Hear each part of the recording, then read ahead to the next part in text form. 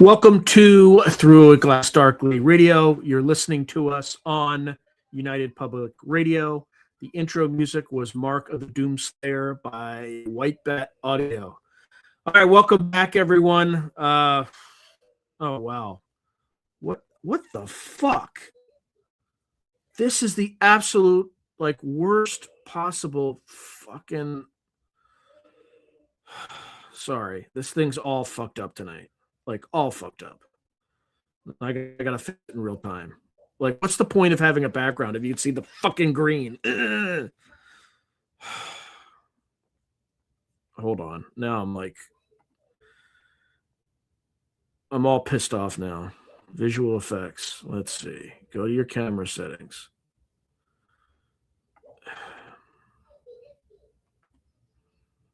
Now I'm just gonna have to make everything worse for a little bit.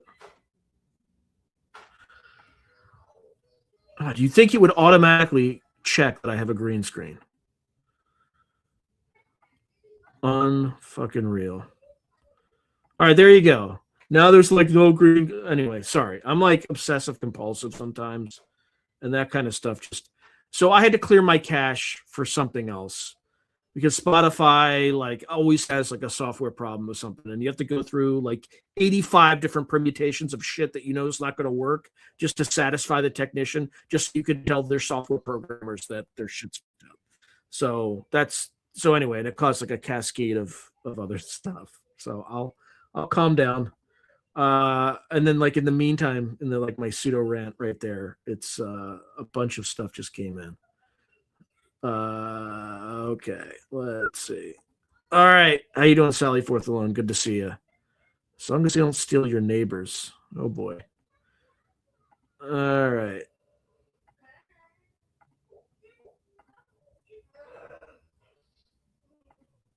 All right. So Oracle Verify says, Sean, I kid you not, I played an infrasound on YouTube, and now my laptop speakers sound crackled and distorted. Oh boy. Hopefully it's not my sound. That's true. I do. I got a haircut though, so I don't look like I'm balding anymore. because that's just the way the haircut works. Okay, we can see your background. Yeah, but I had like green, like right in here, and it was really annoying me. Yeah, we could talk about that. That Kerp episode was epic in terms of. By the way, if you're new here because Kerp brought you here, thank you very much. Welcome. I'm probably going to disappoint you tonight because this is the radio show that I jointly own the IP content with a radio station just for this live stream. And I typically pick a topic, have AI generate something based on an idea I have, and I read the AI. If you don't like that, and you just joined and we're excited about the channel, just please drop because I don't want to disappoint you. When I do interviews, it's none of that. Like every other thing I post on here, it's no AI scripts or anything like that. It's just for this one radio show because as everyone who's been following me for a while, I work like 100+ hours a week and I just don't have the time to get everything I need to get done. It's like a hack that I have to use to survive. But that kind of was also, if you think you're subscribed, please double check because YouTube likes to slip that one in and unsubscribe people. People who've been with this channel for a very long time, they know the deal. But instead of asking for subscribers, I always ask for people to just check. Am I green beard now? Uh-oh. Okay, you sound like you're on your period with me. Wait, what? What? Are they? Are people arguing? Oh my god! Yeah, it was. I had to cut it off because we were at 2 hours. So I'm like, I'm not going to be able to even edit the video because it's going to be too large because it was in 4K. So, yeah, Kurt really did me a solid. That's all you have to. Yeah, that's fair. That's totally fair. That's totally fair. Maybe it was. Maybe it was intrepid. Maybe it was cognitive warfare. Oh my lord. Oh no, it's not my period of the month. It's just I like to start on time, and for me, on time is 10 minutes before this starts, and I started 2 minutes before. I don't like that. I really don't. And as a result, foo bars happen because of things like that. I also spent half the week. Last week I was in Miami for work stuff, so I'm completely discombobulated because there's just work doesn't get done, right? All the other stuff that I have. Fortunately, I got a lot of it done beforehand. The Kerp episode was one of the things that I knew I had to just get. So that I finished that at 1 a.m. the night before it appeared because I knew I just had to get it out. So, but I'm so glad I did it because there's so many new people here who are into it and all that stuff. Who I really enjoyed that. I had way more fun than I thought I would on that. Yeah, it was pretty fun. Let's see. Okay. Yeah, I don't throw chairs anymore. But probably 20 years ago, I may be that guy. But yeah, no chair throwing, no chair throwing at all. I was just anyway. I'm all better now. I'm all better now. Isn't that what Wilfred Brimley says in The Thing? When the thing, they lock him in that thing, and the thing gets to him, and then he's just like, I'm all better now. Just let me out. Yeah, please do hit the like button. There will definitely be more Kerp stuff. I haven't asked him or anything like that because he just has a standing invite whenever.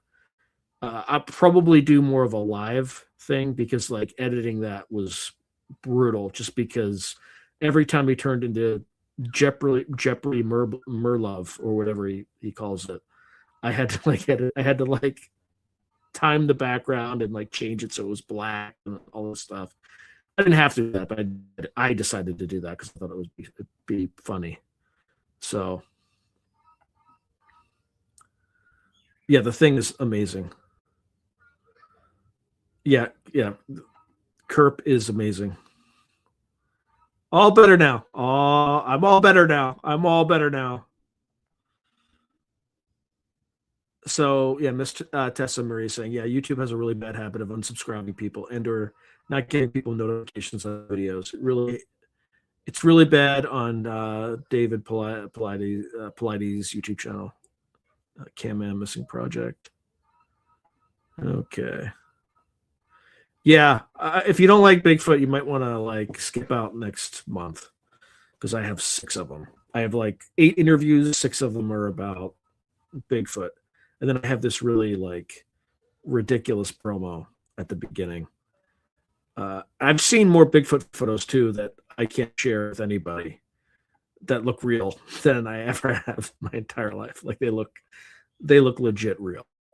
So wait, that wasn't the real Jeffrey Mishlove? Yes, and I actually have a promo at the beginning of every one of those videos. That is absolutely ridiculous. I don't know. There was just you all wanted to see me interview Bigfoot folks, and by the way, I'm glad I did because I made a lot of new friends. Who at some point I will go out into the wilderness and try to see this stuff. But oh, you wore a Bigfoot? I have one that just says like tax Bigfoot, make him pay on my site if you want to get it. Because I only did one Bigfoot interview before that, and that was with Joshua Cutchin. But that's it. All right. I'm going to get, oh, or not. Yeah, I'm going to get started because I have a lot of stuff to get through. So, one more running around more than Erica Kirk. Yeah. Yeah, it was a long week. Steve, yeah, so Intrepid saying you should interview Steve Isdall. He's got some interesting stuff regarding Bigfooters, the Sabe or people or something. Yeah, his name definitely came up in a lot of the interviews. So visit Mike in Ontario one day. Yeah, that would be interesting. Are we talking about the temple set tonight? No, but I understand the reference, right? Because of Michael Aquino, but it'll be related to like cognitive warfare. Yep, tempo set is 100% Aquino. All right, well, we'll get to it. There's a guy in the future forecasting group, the enigmatic Michael. I think I'm going to be able to interview him, but I just need to bug him again and make sure. He's fled BC for a while. Huh. Let's see. What's my opinion about GG33? I have no idea who GG33 is, Justin Albrecht. If you tell me, maybe I'll know who you're, but like, I'm not sure. All right, I'm going to get started on the cognitive warfare stuff because I'll never finish it if I don't start now. So without further ado,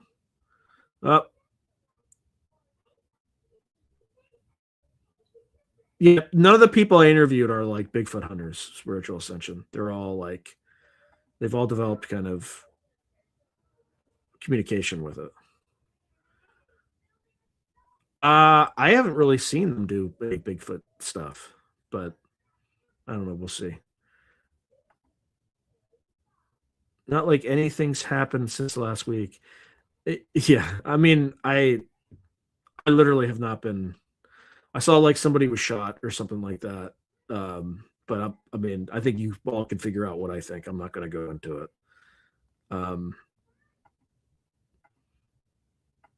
Yeah, so I'm not touching it. Not touching it tonight. You know where I stand. I have like a lot of pent up anger that the left built up over the last 10 years that I'm not going there.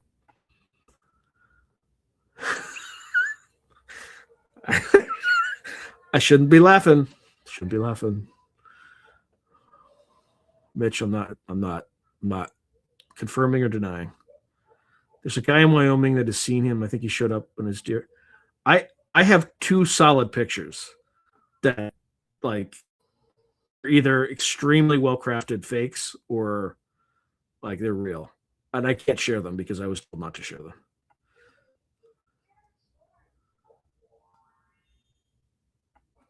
Let's see. I'm new to the game, fresh, full of anger. Yeah, I don't want to alienate. I don't want to alienate anyone, but people who've been following the channel kind of know, have a hint of my personal story and how I've been negatively impacted by progressives in a way that it's hard for me to empathize at all with them. Like I've lost all empathy. So, and I don't want to alienate anybody because of that.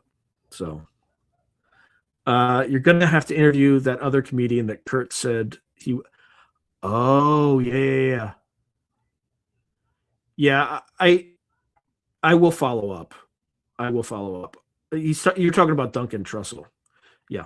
I've been wanting to interview Duncan Trussell for a very long time. Did we record that in the interview? Was that recorded in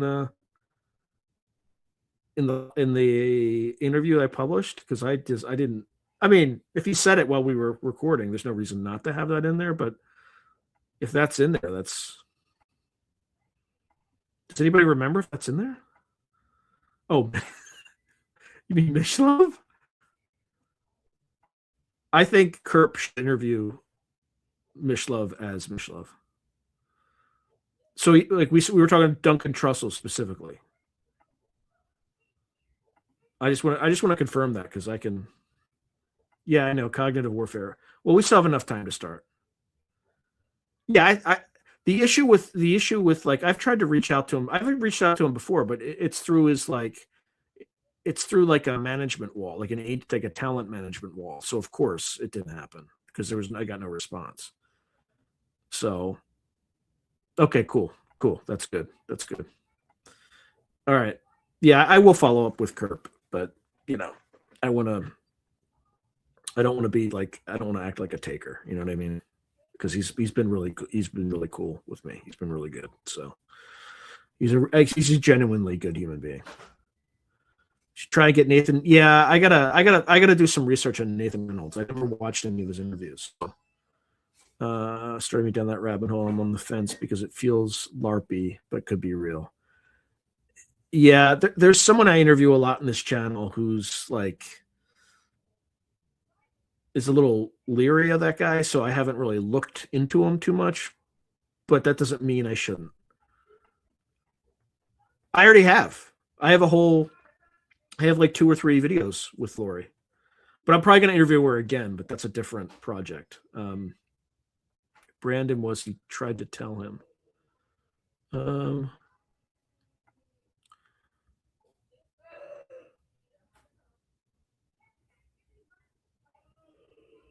Let's see. Control Alt History Guy might be more your speed. I could look. Yeah, finally got traction, and I'm still getting traction. It's still like grinding through. Oh, she does. Oh, that would be a good reason to interview her. Guy's got some of the best info out there. Breaking Bigfoot. Guys, I got to be careful though, because if I do we're gonna do a trial of February. That'll be Sasquatch season. That's what I'm calling it. And if it does well, then it will be every February. We'll do Sasquatch season. Now I might do something else from time to time, but let's see how it does. The only Sasquatch related interview that I've ever done did not do well on this channel. Like it did not perform well. So, and it's not the guy, because the guy interviewed him about other things, and those interviews performed a lot better. So, but Cutchin wasn't an experiencer. So that's the difference. These are all experiencers. So, all right. Now I promise I'm getting started. Okay. All right. Let's go. All right. Cognitive warfare, historical evolution, current strategies, and future implications. In contemporary security discourse, cognitive warfare refers to strategies and operations aimed at influencing or disrupting the cognition of target populations, how people think, perceive reality, and make decisions. Unlike traditional kinetic energy warfare or kinetic warfare, cognitive warfare targets the battlefield of the mind through information, psychology, and emerging technologies rather than physical force. This concept has gained prominence in recent years as state and non-state actors exploit social media, big data, and artificial intelligence to shape public opinion and undermine adversaries' will to resist. Policymakers and scholars note that while the term cognitive warfare is new, the practice itself builds on a long history of propaganda and psychological operations, now supercharged by digital tools. This podcast provides an objective analysis of cognitive warfare's evolution, its current applications, future threats, case studies of major powers, comparative doctrines, and the ethical, legal, and strategic challenges it poses. The goal is to elucidate how warfare in the cognitive domain has emerged as a core element of modern conflict and strategic competition, standing alongside traditional land, sea, air, space, and cyber domains. All right. So there's ancient and early precedents. The roots of cognitive warfare can be traced to ancient strategists like Sun Tzu, who emphasized subduing the enemy without fighting through deception and manipulation of the enemy's perceptions. In various forms, leaders throughout history have used information, psychological tactics such as rumors, pamphleteering, and symbolic displays to erode enemy morale and shape public sentiment in their favor. For example, during the American Civil War, distributed pamphlets and staged letters were used to sow confusion among opposing troops, illustrating early attempts to weaponize information. These early practices laid the conceptual groundwork for what would later be formalized as propaganda and psychological warfare.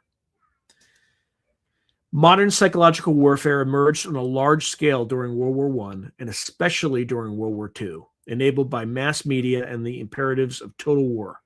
Governments created propaganda ministries to influence both enemy and domestic populations, aiming to sustain morale and demoralize the opponent.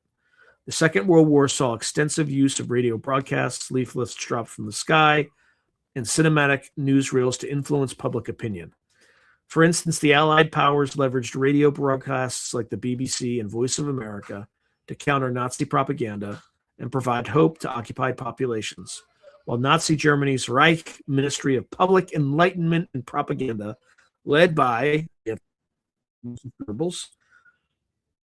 Goebbels, notoriously engineered mass persuasion and deception campaigns. These efforts demonstrated the impact of coordinated information operations on wartime cohesion and decision-making. During the ensuing Cold War, psychological operations evolved into a permanent feature of superpower competition. The United States and its allies broadcast programs such as Radio Free Europe and Radio Liberty into the Soviet bloc to provide uncensored news and bolster dissident sentiments. Why can't the Russians do that for us today, where they, broadcast uncensored news and just broadcast uncensored news, because our side clearly does not broadcast uncensored news. Conversely, the Soviet KGB conducted active measures, a form of cognitive warfare that included spreading disinformation, forgeries, and conspiracy theories to undermine Western societies and alliances. Excuse me. Classic examples of Cold War cognitive warfare included the war of ideas between communism and liberal democracy, where each side tried to erode the other's ideological legitimacy without direct armed conflict. In summary, by the late 20th century, a repertoire of techniques from black propaganda to covert influence operations had been honed to influence, confuse, or demoralize adversaries below the threshold of open war. After 1990, the rise of the internet and satellite communications transformed the landscape of influence operations. Western militaries in the 1990s began speaking of information warfare and information operations as emerging modes of conflict, anticipating that controlling the flow of information would be as crucial as controlling territory. The 1991 Gulf War, for example, saw the United States drop leaflets and broadcast radio messages urging Iraqi units to surrender, combining high-tech conventional force with psychological operations.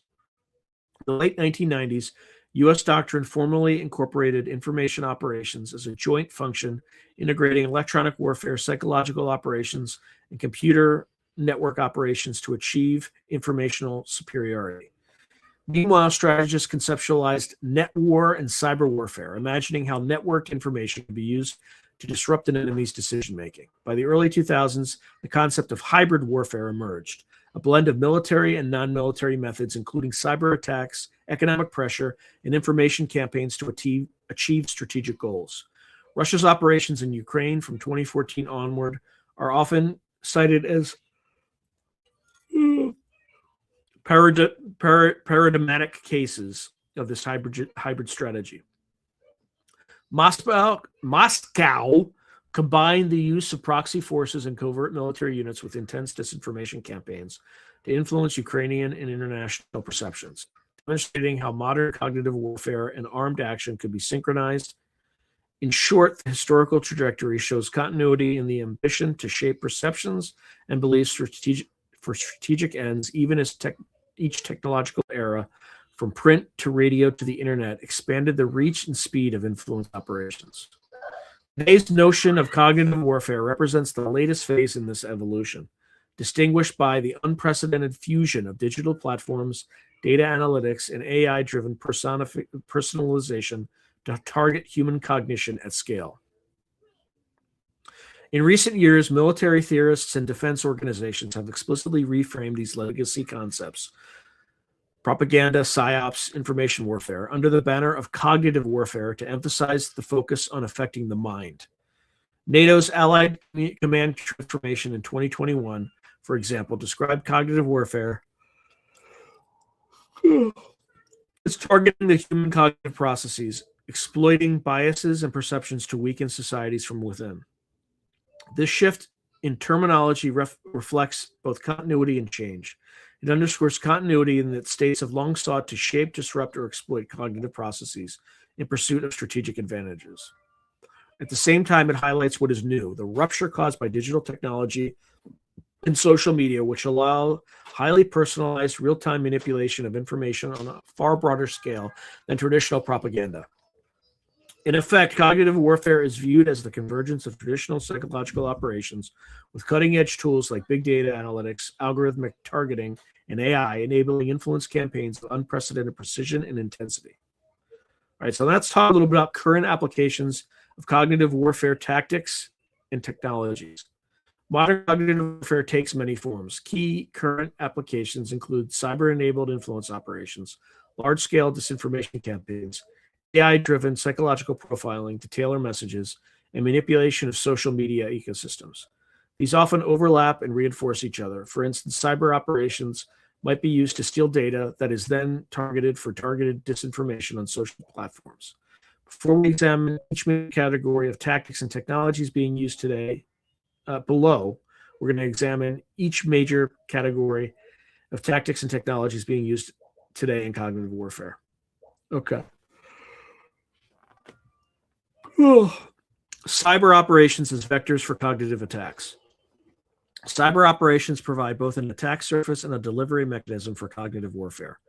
While cyber warfare traditionally encompasses hacking and technical disruption, in cognitive warfare, the emphasis is on using cyber means to influence minds.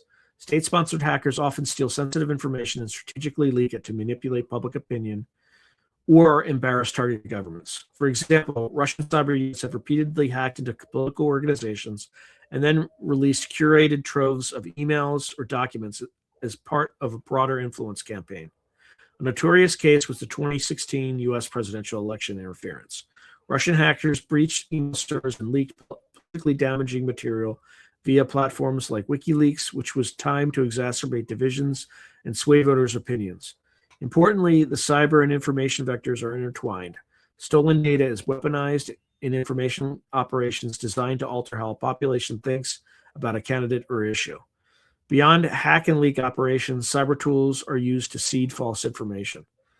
This can include hijacking legitimate news websites or social media accounts to post fabricated content, defacing websites with psychological messaging, or using malware to insert propaganda into adversaries' information networks. Cyber operations can also directly target individuals' devices and social feeds, as occurred in various Russian and Chinese operations where dissidents for specific demographic groups were inundated with tailored propaganda through compromised accounts and algorithms. In essence, cyberspace acts as a force multiplier for cognitive warfare. It allows adversaries to breach the defenses of traditional media gatekeepers and inject influence efforts straight into the digital bloodstream of societies.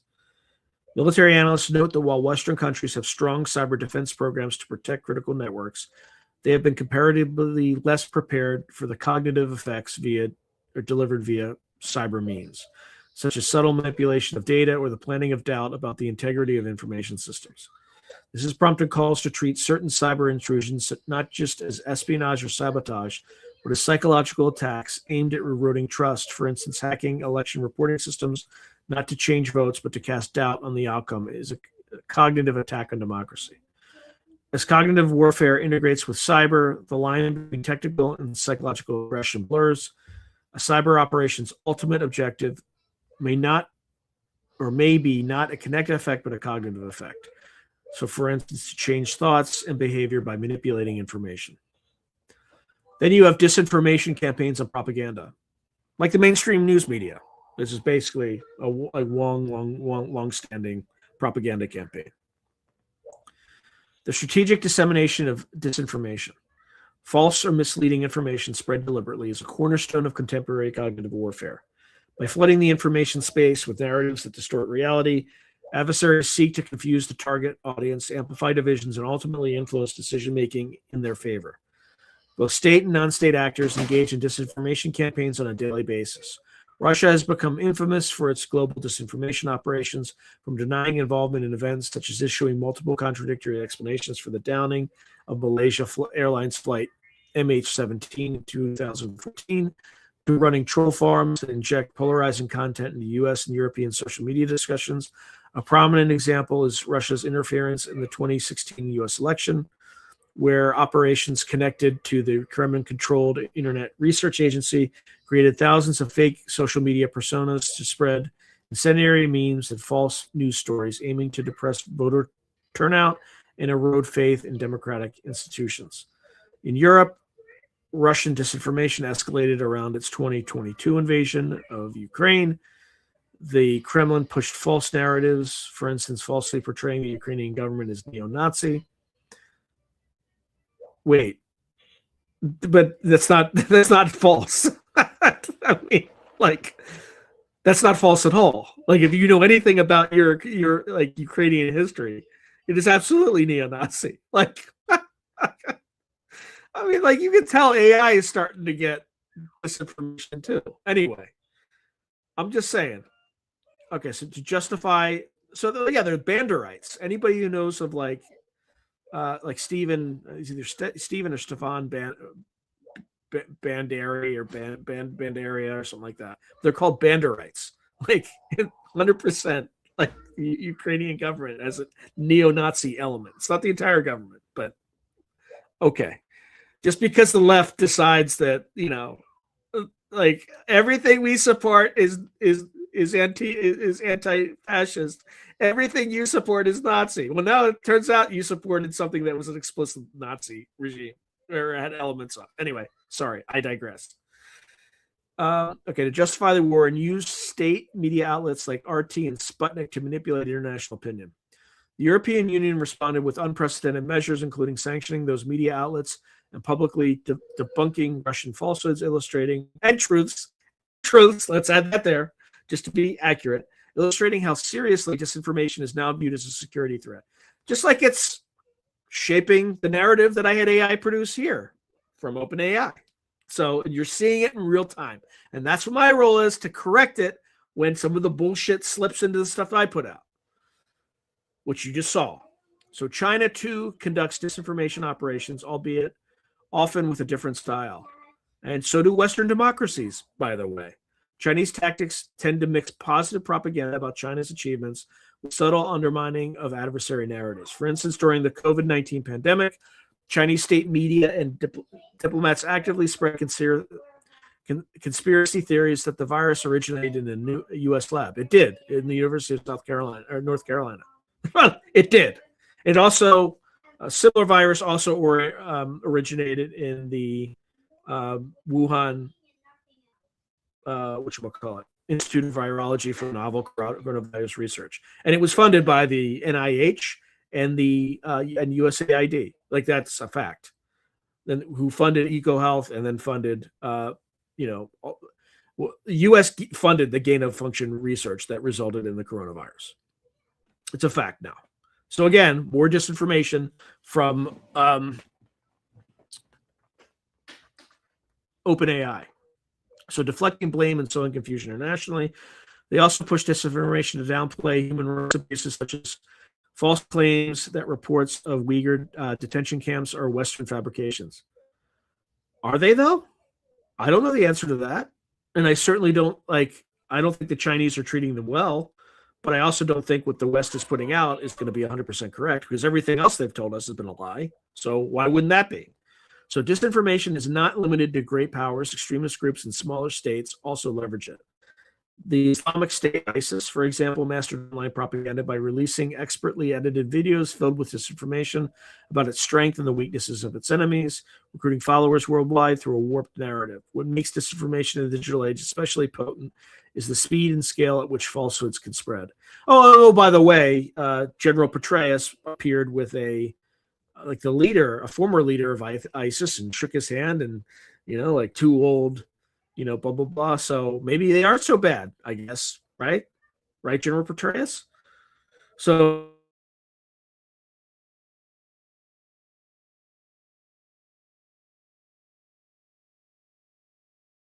information ecosystems in many democracies are described as being in a state of persistent information disorder. Cognitive warfare takes advantage of this disorder by inundating or audiences with conflicting reports, memes, and doctored evidence. Adversaries aim to undermine the public's ability to discern truth, leading to cognitive fatigue or cynicism where people no longer trust any information source.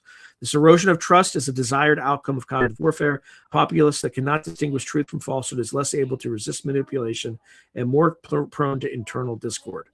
Current disinformation campaigns are often AI enhanced, using bots to amplify messages and micro-targeted ads to reach susceptible individuals. Discuss more below. Okay, so the ethical implications of such large-scale deception are severe, as they deliberately exploit cognitive biases and emotions like fear or anger to achieve political ends, effectively weaponizing human psychology. Okay. Actually, can you just all hope, or just all give me a second? What the hell is this thing? All right, just give me a second. One quick second.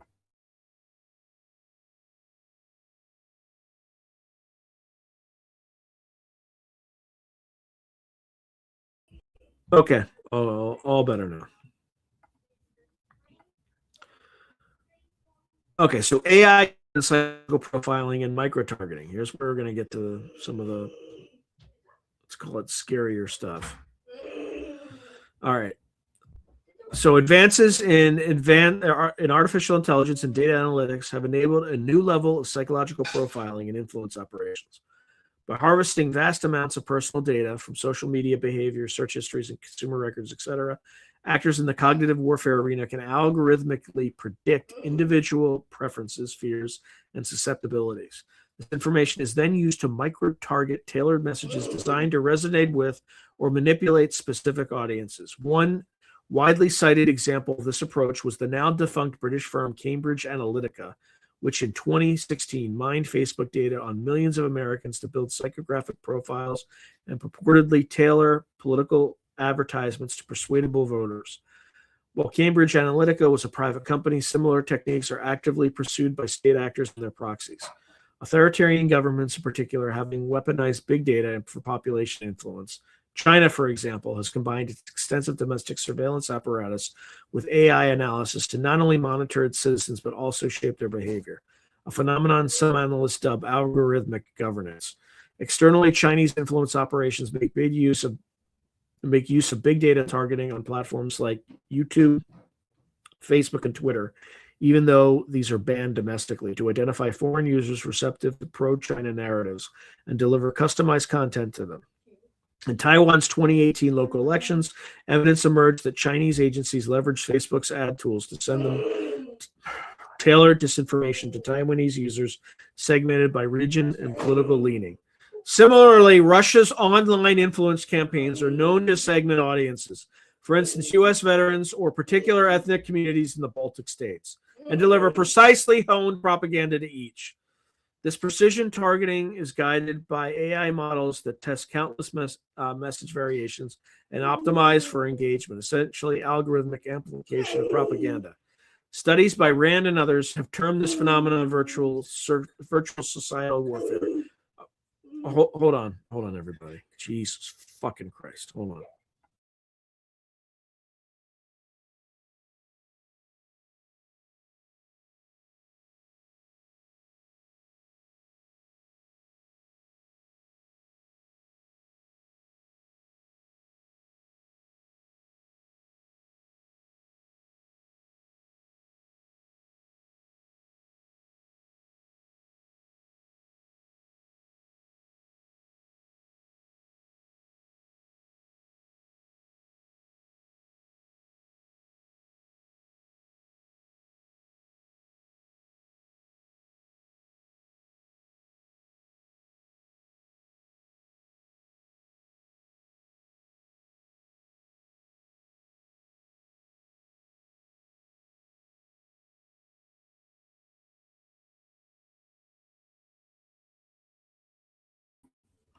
All right, sorry about that.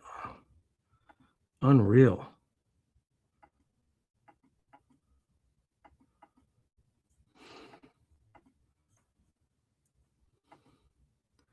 Yeah, this stupid camera turned back on AI tracking,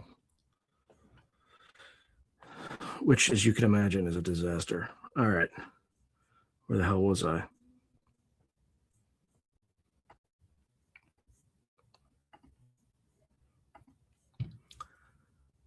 Okay. Studies by Rand and others have termed this phenomenon virtual societal warfare, wherein AI and algorithms amplify social fissures by continuously feeding individuals content that confirms their biases or exacerbates grievances. The danger of AI-driven profiling is that it exploits the echo chamber effect. Once an individual shows a propensity for certain conspiratorial or extremist content, algorithms can reinforce that by pushing more of the same, leading to radicalization or extreme views that adversaries can later tap into. Moreover, AI can not only target existing beliefs, but to potentially shape how people think. Sophisticated psychological profiling might identify, for example, that a certain segment of the population values security over freedom.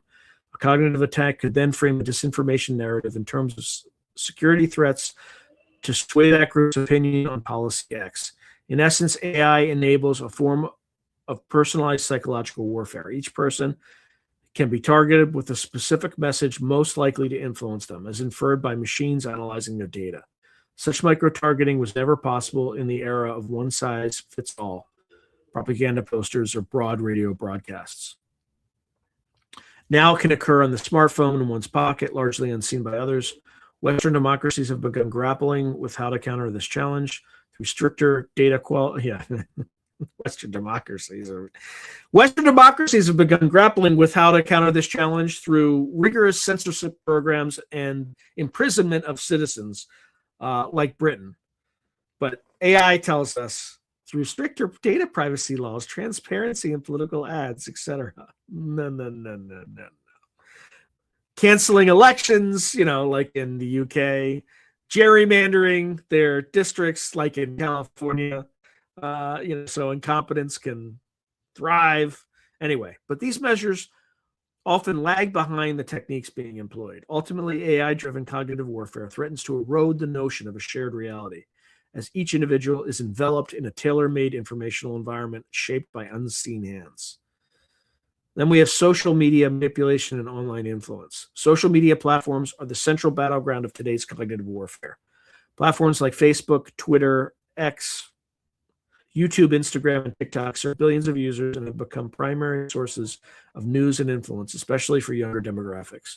Adversaries exploit these platforms, design the ease of creating anonymous accounts, the algorithmic promotion of viral content, and the social networks of trust to conduct influence operations at scale. A hallmark of social media manipulation is the use of bots and troll accounts. Bots are automated profiles that can flood networks with a particular message or hashtag, creating the illusion of grassroots popularity, a tactic known as astroturfing. We've seen this all the time in this exact field. Tons of astroturfing. Troll accounts are fake personas, sometimes operated by actual human teams, sometimes semi-automated, that engage in debates, harass targeted users, or push propaganda in comment threads. Russia's Internet Research Agency employed legions of such trolls and bots masquerading as Americans on Facebook and Twitter to pit groups against each other on divisive issues like race relations, gun control, or immigration. By engineering online arguments in extremist communities, they sought to heighten polarization within the U.S. Social media manipulation also involves strategic amplification of narratives. For instance, during conflicts or crises, an actor might attempt to make certain misleading hashtags trend, thus drawing more organic users into seeing and sharing the content. In the 2022 Ukraine war, analysts observed coordinated networks of Twitter accounts, some later traced to Russian operatives, pushing to hashtags like I stand with Russia, or false claims about Ukraine aggression, trying to sway global sentiment. Likewise, Beijing has stepped up its use of Western social media to counter criticism of China. Spamiflage is the nickname researchers have given a large network of pro-China bot accounts that post and amplify content denigrating China's adversaries like the U.S. or Taiwanese leaders while praising Chinese government initiatives. These fake accounts often use AI-generated profile pictures and stolen identities to appear real, an illustration of how generative AI aids social media influence operations. Another facet is the exploitation of platform algorithms. By understanding and gaming the recommendation systems through coordinated likes, shares, and comments, adversaries can boost the visibility of their desired content. A dramatic example occurred in 2023 when a deep fake video was circulated in Slovakia just before an election, falsely depicting a pro-Western politician in a compromising conversation. Coordinated activity made the clip go viral, and although debunked, it reportedly influenced public opinion and benefited a more pro-Russia party in the election. This shows how social media manipulation can have direct political outcomes, undermining electoral integrity. Furthermore, platforms like YouTube can be used to funnel viewers from innocuous content to radicalizing content via algorithmic suggestions, a phenomenon exploited by extremist groups and hostile states alike. In sum, social media provides the means to reach vast audiences quickly and to do so under a veneer of authenticity. People often trust content shared by their friends or those who seem like peers. Cognitive warfare campaigns thus devote great effort to blending in on these platforms, using memes, pop culture references, or emotional appeals that resonate. The immediacy and interactivity of social media also allows real-time adaptation. Propagandists can gauge what messages are catching on and adjust accordingly, creating a feedback loop for optimizing influence.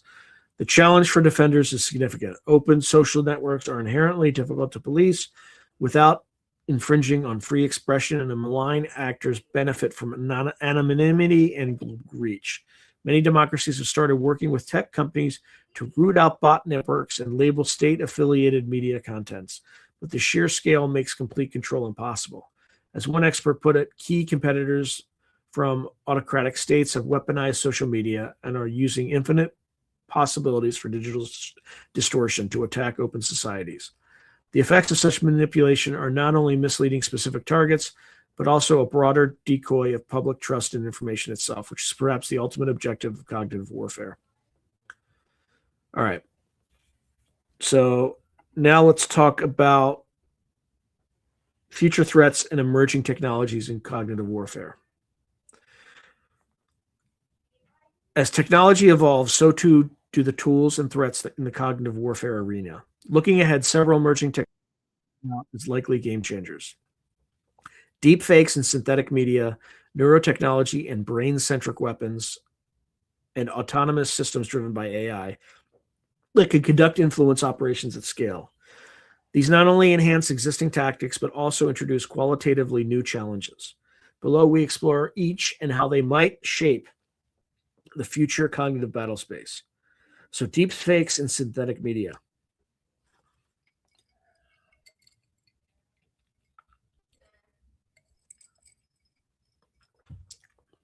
Advancements in AI have enabled the creation of highly realistic deepfakes, audio or video content fabricated to convincingly show people saying or doing things that never happened. Deepfakes represent a potent future and increasingly present weapon of cognitive warfare because they can directly target the credibility of information and the trust in leaders or media. A well-crafted deepfake can be used to create a false narrative, that viewers might find indistinguishable from reality. One alarming example occurred in the 2023 Slovak parliamentary elections, when a deepfake audio recording surfaced just days before the vote, purporting to capture an opposition leader discussing election fraud. The clip, released during a legally mandated pre-election silence period, went viral and stirred controversy. Analysts later attributed it to a likely disinformation operation aimed at swaying the close election. Such incidents preview how deepfakes could become standard tools to sabotage political processes. Imagine a fake video of a candidate accepting a bribe or a government official declaring a false emergency, released at a critical moment. In military context, deepfakes could be employed to issue false orders.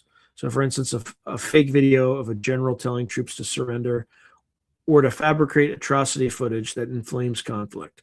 During Russia's invasion of Ukraine, a rudimentary deepfake of President Zelensky appeared online in which he seemed to tell Ukrainian soldiers to lay down arms, while quickly debunked due to its low quality. It signaled the kind of psychological ploy we may see more of as the tech improves. The threat of synthetic media extends beyond just fake faces or voices. AI can generate entirely fictional news anchors or personas who deliver propaganda messages in a credible format. In 2022, pro-Chinese influence operations include video clips of AI-generated anchors, fictitious people with realistic appearances and voices, reading scripted statements praising Beijing's policies. Viewers who encounter these on social media may not immediately realize they are computer-generated, making the message delivery more insidious. Moreover, even when deepfakes are exposed, they can have a corrosive effect known as the liar's dividend. The mere existence of deepfake technology allows malevolent actors to dismiss real footage as fake. For example, an autocrat caught on authentic leaked video can claim it's a deepfake, and many might believe it, since the technology is very present, seeds doubt about all visual evidence. Thus, deepfakes threaten to undermine trust in institutions and the evidentiary basis of public discourse. From a cognitive warfare perspective, this is gold. If people cannot trust their ears or eyes, the information space becomes radically malleable. Democracies are scrambling to respond. Researchers are developing deepfake detection algorithms, often AI competing against AI, and some jurisdictions are exploring legal bans or labels for deepfakes intended to deceive. However, the cat and mouse game is intense, as generative algorithms, GANs, or generative adversarial networks, improve continuously.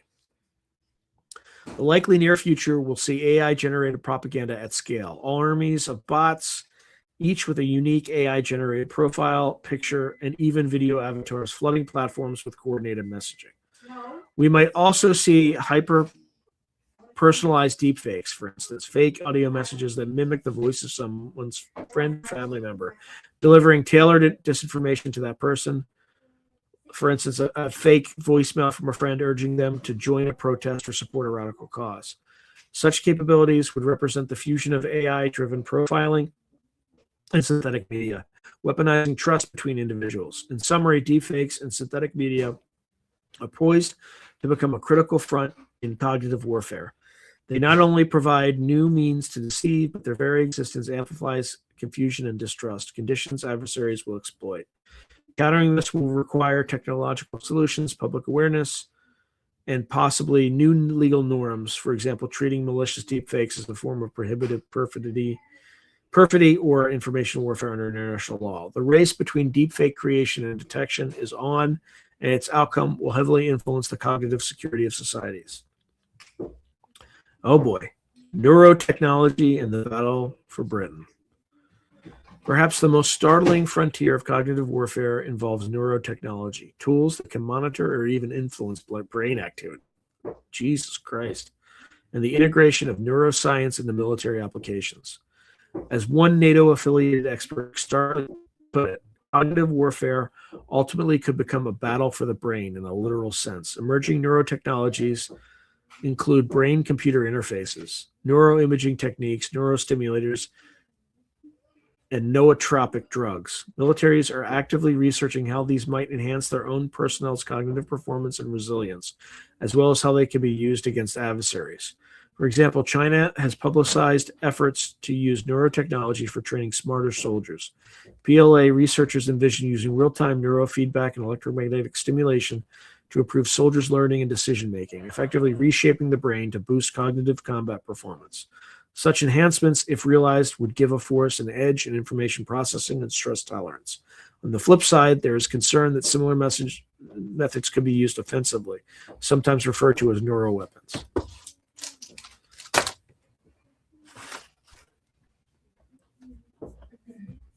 These could range from non-lethal bioagents that alter neurochemistry, for instance, an aerosolized drug that induces confusion or calm, to devices that emit frequencies disrupting neural activities, for instance, ultrasonic or microwave weapons that cause disorientation.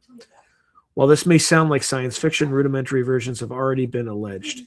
U.S. personnel in recent years reported mysterious symptoms, the so-called Havana syndrome, speculated to be from directed energy devices affecting neurofunctioning. Though unproven, the case raised awareness that adversaries might target the brain and central nervous system of individuals for strategic effect. At a conceptual level, weaponized neuroscience blurs the line between physical and cognitive domains. If an electromagnetic pulse can impair a pilot's ability to think clearly, is it an attack on the mind or simply electronic warfare? The U.S. and its allies are sufficiently concerned that discussions of cognitive security now encompass protecting troops from neurological interference. Ethically and legally, neurotechnologies pose tough questions. International humanitarian law forbids chemical and biological weapons that cause superfluous injury. Would a bioweapon that only temporarily altered mood or cognition be considered humane since it's non-lethal, or a violation due to its indiscriminate mental harm? There have been calls to update arms control treaties to address potential neuroweapons. For instance, adding certain neuroactive agents to the Chemical Weapons Convention. Another area of focus is brain-to-computer interface vulnerabilities. As BCIs begin to be used, for example, to allow pilots to control systems by thought or to monitor soldiers' cognitive states, they could be hacked or jammed, turning a potential enhancement into a liability. A future adversary might deploy malware that interferes with the commander's decision support, BCI, literally injecting false signals into their perception. This would be a very direct form of cognitive attack. At present, most of these scenarios remain speculative, but they are actively being exploited in defense research. NATO and other bodies have convened workshops on the weaponization of cognitive neuroscience, examining how converging fields like nanotechnology, biotech, and AI, along with neuroscience, could open new attack surfaces on the human mind. The eventual development of artificial general intelligence, AGI, is even hypothesized as a perfect storm for cognitive warfare. An AGI could theoretically analyze human cognitive vulnerabilities and deploy tailored influence or neurological attacks at scale and efficiency or efficacy far beyond human strategists. In preparation, some suggest establishing neurological defense measures and ethical frameworks now. This might include training military personnel to recognize and cope with psychological manipulation or even resilience to cognitive attacks as part of combat readiness. It also involves grappling with the moral line. Enhancing soldiers' cognition blurs into altering who they are, raising issues of consent and long-term effects, and defending against cognitive attacks could lead militaries to consider preemptive measures that themselves verge on manipulation. For instance, inoculating friendly populations with certain errors or cognitive conditioning. In summary, neurotechnology is to add a profound new dimension to cognitive warfare, one where the targets are the neural pathways of decision-making and the tools reach inside the skull. This amplifies the stakes of cognitive warfare, making it not just a battle about information and perception, but potentially a battle within the biological processes of the brain. Addressing this frontier will require international dialogue on neuroscience, ethics, and possibly new norms to prevent an arms race in cognitive manipulation techniques.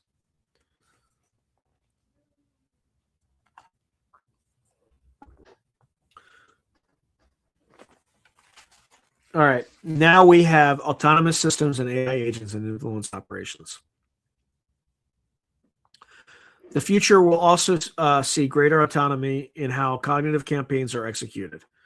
Autonomous systems driven by advanced AI could conduct large-scale influence operations with minimal human oversight, reacting and adapting faster than any human-operated effort. We already have early examples: social media bots that operate continuously without human controllers, or algorithms that generate thousands of customized propaganda messages per second. Looking ahead, imagine an AI system that can ingest real-time data from a target society, news, trends, social media sentiment, economic indicators, and then autonomously craft and disseminate influence content optimized to achieve certain effects.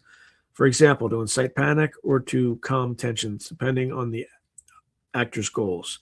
Such an AI cognitive warfare agent might determine, for instance, that a certain demographic in the adversary country is angry about unemployment, and then generate tailored disinformation linking that issue to government incompetence or corruption, amplified through fake personas, all without direct instruction on each message.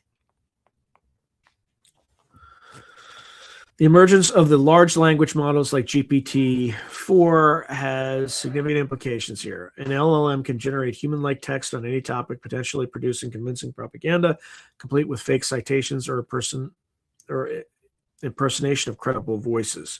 Adversaries could deploy swarms of LLM-powered chatbots onto social networks or messaging apps, engaging individuals in one-on-one conversations to subtly influence their views, something far more persuasive than generic broadcast propaganda. These bots could masquerade as local people, gradually nudging real humans toward radicalization or distrust in institutions. Because an AI can handle millions of such interactions simultaneously, it vastly scales the reach of cognitive influence. Moreover, AI can be used to identify the most effective memes or narratives by stimulating how content might spread, which is so-called predictive propaganda. We may also see integration of autonomous cognitive warfare with physical platforms. For example, an autonomous drone that hacks into local broadcasting stations in a conflict zone and transmits false emergency messages, or drops USB drives loaded with disinformation into enemy territory. Autonomous cyber agents might influence online forums and dynamically steer discussions in certain directions without needing continuously human troll farm labor.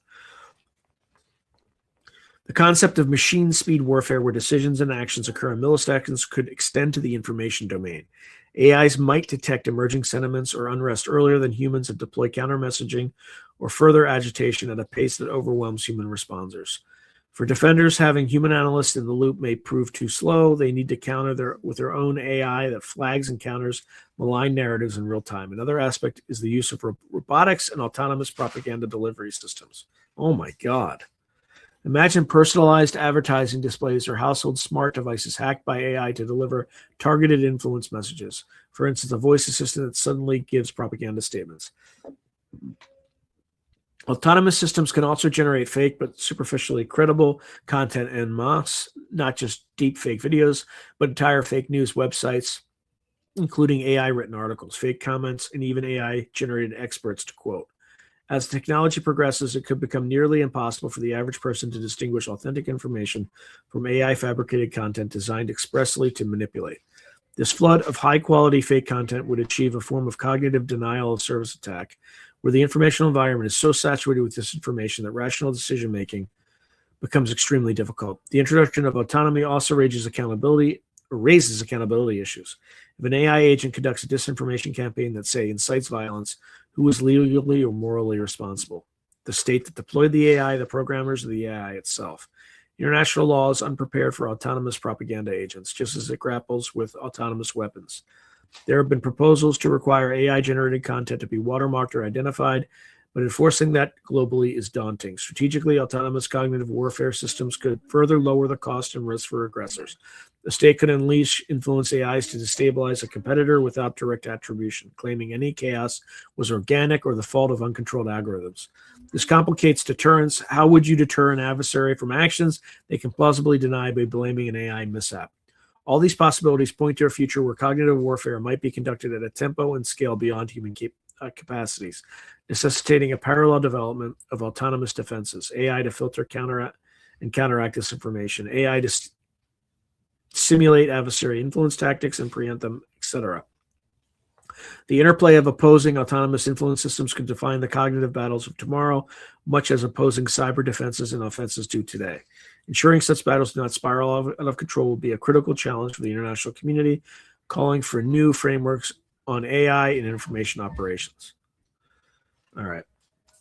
Now we're going to go into some case studies.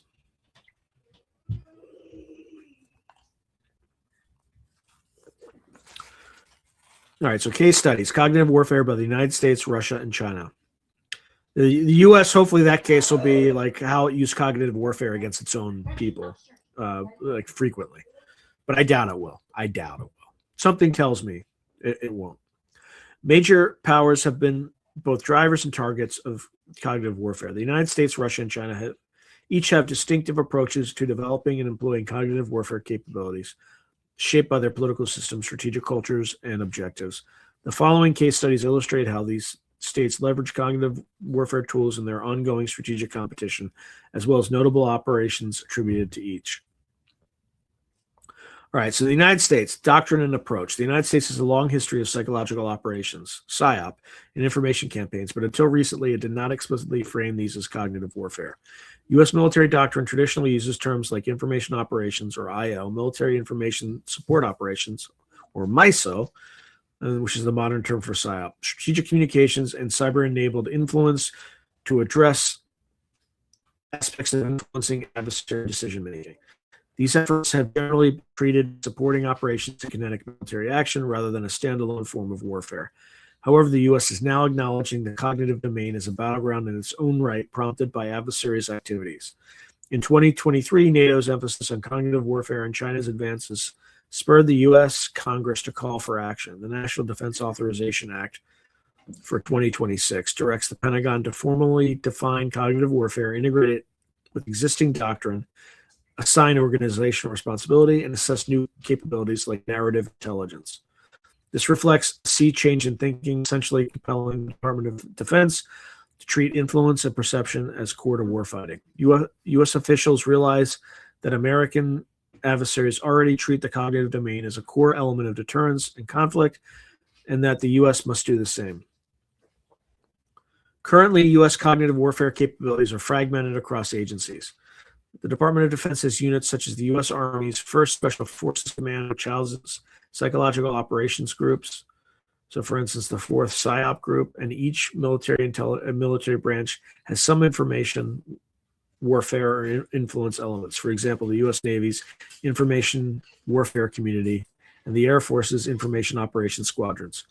I'm looking at you, England. U.S. Special Operations Command, U.S. SOCOM, is a hub for influence expertise due to its irregular warfare focus. U.S. Cyber Command, or U.S. Cybercom, tackles the digital terrain and has been involved in countering ISIS online and disrupting foreign disinformation networks. The State Department leads overt diplomatic messaging and runs the Global Engagement Center, an interagency unit charged with countering foreign propaganda and disinformation. Notably, GEC has exposed Russian and Chinese disinformation campaigns publicly. The intelligence community, especially CIA and NSA, monitors adversary influence operations, and historically, the CIA has engaged in covert influence efforts abroad. So, for instance, support for pro-democracy media in the Cold War. Yet, despite these pieces, a cohesive approach was lacking. As one analysis noted, what has been missing is integration and clear responsibility on cognitive warfare in the U.S. The NDAA tasking aims to create unity of effort. One proposal on the table is to stand up a dedicated cognitive warfare or information operations command to centralize planning and execution, potentially akin to how Cyber Command unified cyber efforts. In terms of technology, the U.S. has substantial private sector and academic expertise in AI, social media analytics, and behavioral science that could be harnessed.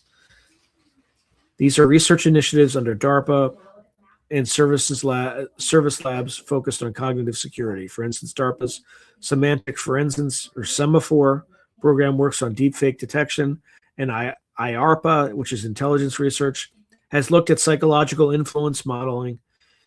The U.S. also benefits from robust media and tech companies that can be partners in resilience.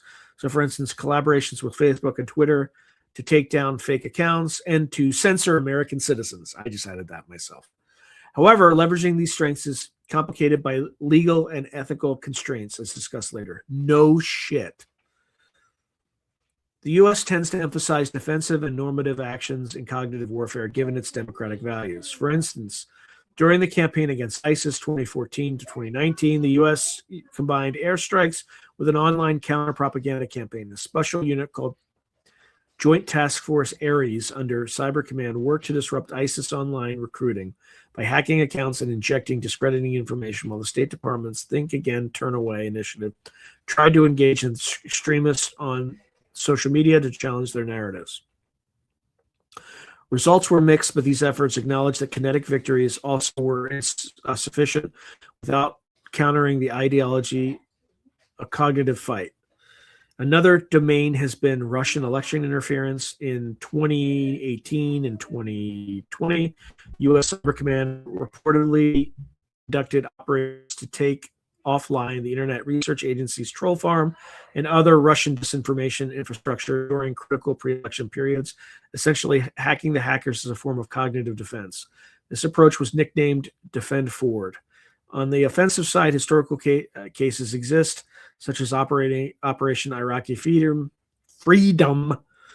where U.S. PSYOPs units famously used techniques like broadcasting messages to Iraqi troops urging surrender or leveraging cultural themes, e.g., distributing playing cards with most wanted regime figures to incentivize tips from the public, implicitly influencing perceptions of coalition. By the way, that I need to stop. I need to stop there for a second because I want to show you all something while I can. Hold on. That reminded me. Stand by.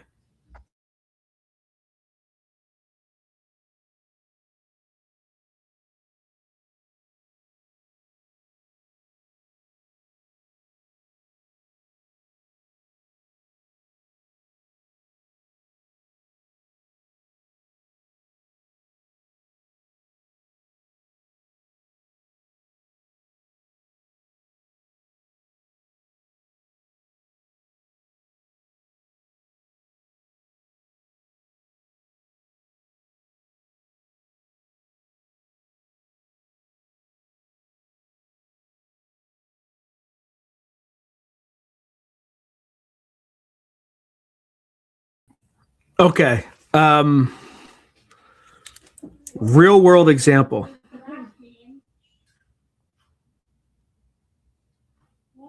You can't see it because of you can't see all of it because of the green screen stuff, because there's some, like, I guess a greenish color, but this is from back in the day. This is from 2003, circa 2000. Well, circa 2003. This is the deck of cards they're talking about. So, still have it. Still have it from back in the day. All right, let me get back to. Yeah, I have the whole pack. The whole pack. Anyway. A little drink of my Dunkin'.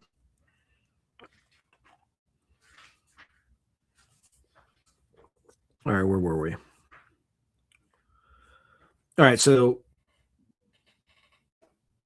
yeah, so you distributing literally that pack of playing cards with most wanted regime figures to incentivize tips from the public, implicitly influencing perceptions of coalition omniscience. During the Cold War, the CIA's influence campaigns, like secretly funding cultural organizations, books, and media to promote liberal democratic ideas. And by the way, you could, if you were in the military at that time, you could get that pack for $3.99 at your local PX, which is exactly what I did.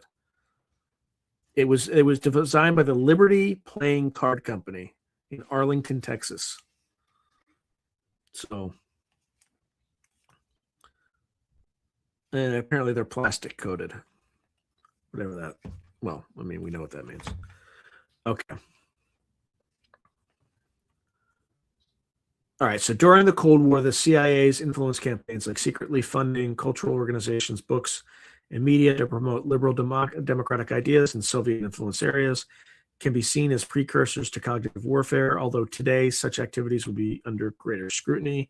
The U.S. also engages in public exposure of adversary misdeeds as a cognitive strategy.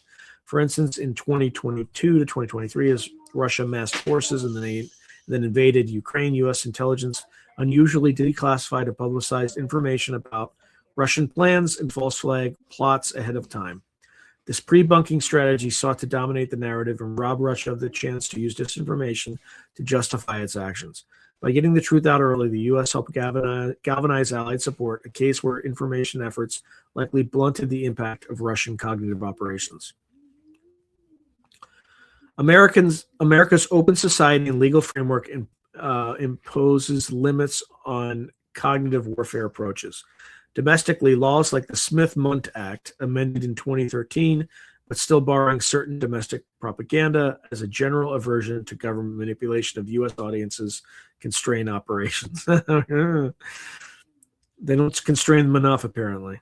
The U.S. military's information operations doctrine explicitly forbids targeting American citizens or news organizations. Really? Then I guess that means the United States government broke the law. Like, it continues to break the law constantly.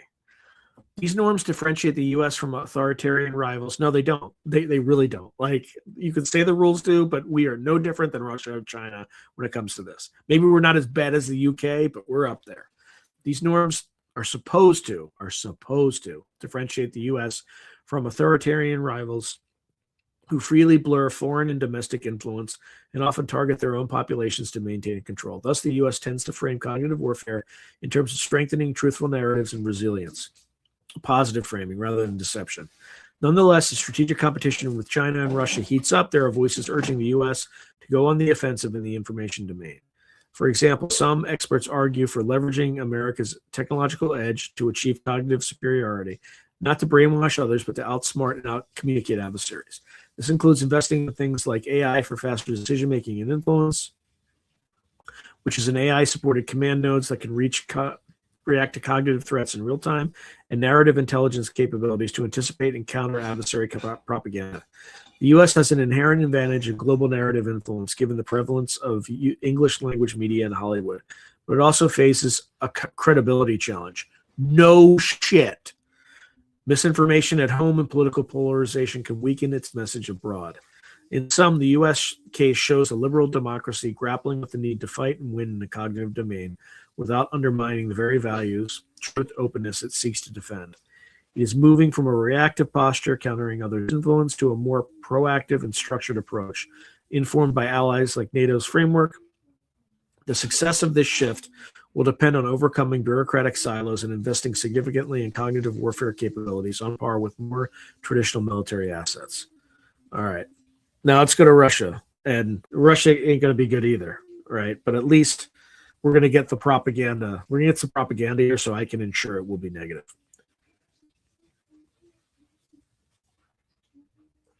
All right. Russia views information conflict as a continuous and holistic endeavor rooted in the Soviet tradition of political warfare.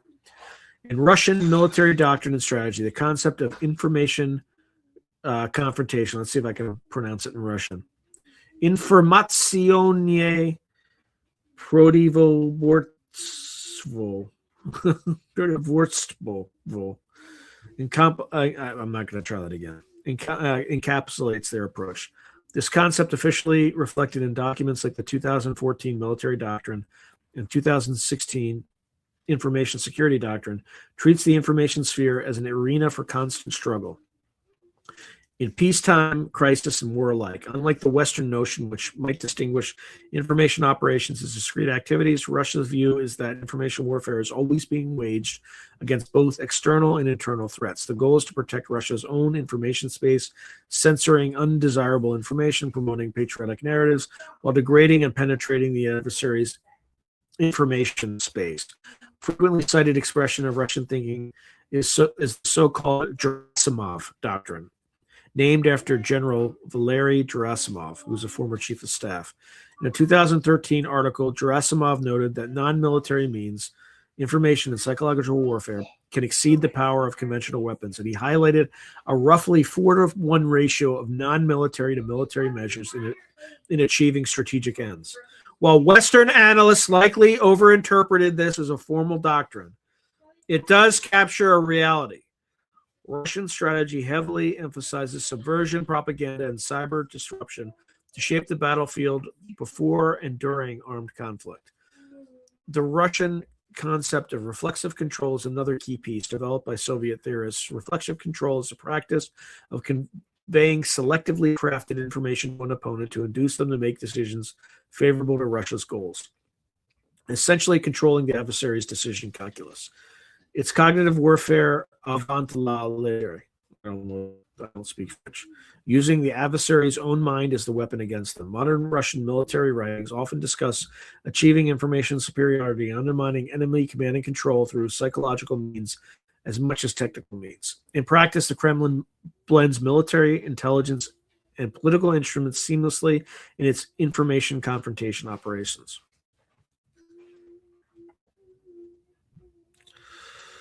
Oh, brother, this is long. Okay, so Russia's cognitive warfare activities are orchestrated by a combination of state organs and proxy actors.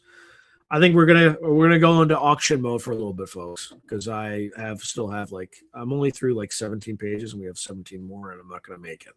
So my apologies in advance, but some of you may find this entertaining. The Russian armed forces have dedicated units for electronic warfare and psychological operations. For instance, the GRU, military intelligence, reportedly oversees psychological warfare troops.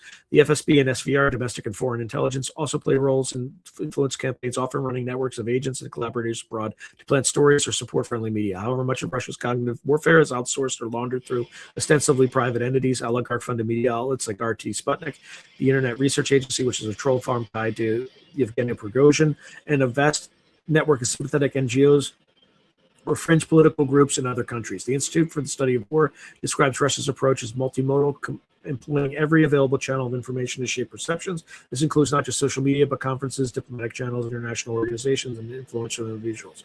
So think tanks, academics, ex-officials paid to echo Kremlin talking points. For example, Russia hosts events like the Valdai Discussion Club or uses platforms like the UN to propagate its narratives, often highlighting divisions in Western societies or portraying Russia as defender of a multipolar order. Even cultural and religious ties are leveraged. The Russian Orthodox Church and patriot organizations serve conduits of soft influence in Eastern Europe. In essence, there is a whole of government and whole of society mobilization for cognitive effect. In wartime, the Russian military has integrated information confrontation with kinetic operations during the conflict in Syria, where Russia intervened in 2015. Russia Infowatch targeted both local Syrian population to demoralize rebels and bolster Assad's legitimacy, and international audiences to portray Russia as successfully fighting ISIS when the reality strikes often hit other rebels. Similarly, in Ukraine, Russia's state media and bots have consistently worked to sap Ukrainian resolve and Western unity, even as tanks and missiles do their work on the ground. The airways and internet carry out the parallel assault on will and perception.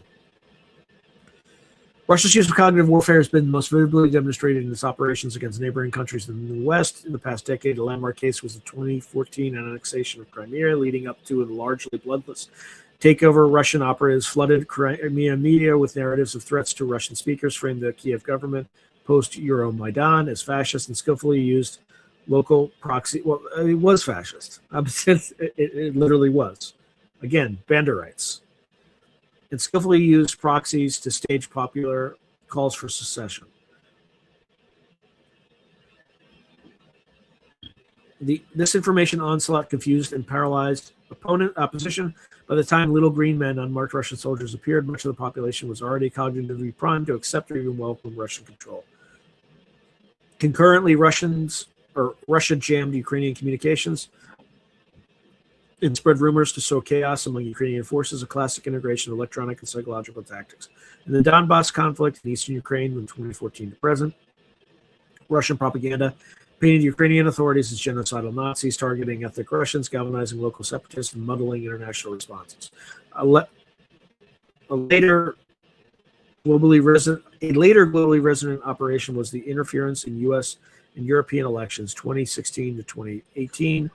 As documented by the Mueller report, Russian agencies conducted a multifaceted influence campaign in 2016 that included hacking and leaking Democratic Party emails, a cyber operation with cognitive goals, and orchestrating social media influence via fake U.S. persona accounts that reach tens of millions of users.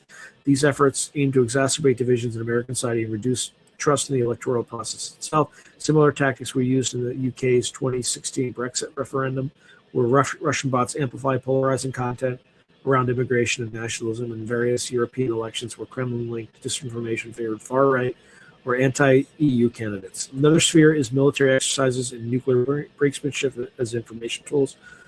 Russia often conducts large snap military drills, for instance, the Sapad exercises, not only for training but to intimidate neighbors and send a message to NATO, psychological signaling of its capability and will. During such exercises, Russian media will accompany the saber rattling with commentary emphasizing the West's weakness or lack of resolve, aiming to erode the adversary's will to act. The Kremlin has also mastered the use of strategic ambiguity, obfuscating whether its fighters in Ukraine are regular troops or volunteers, which keeps opponents cognitively off balance. In recent analysis of the Ukraine war 2022 onward, experts note that Russia's disinformation narratives did not achieve all their objectives. For instance, its attempt to justify the invasion internationally largely failed. However, internally, the Russian state's propaganda has been effective at maintaining a base level of public support by controlling the narrative, claiming Russia is fighting Nazis and NATO aggression. Well, it is in both.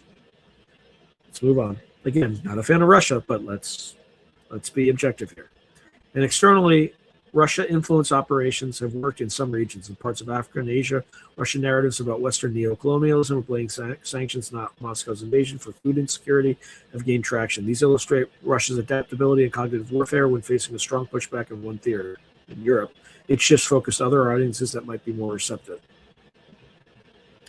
The Russian cognitive warfare doctrine effectively creates a gray zone of conflict where Russia can pursue strategic goals without triggering full military retaliation from adversaries.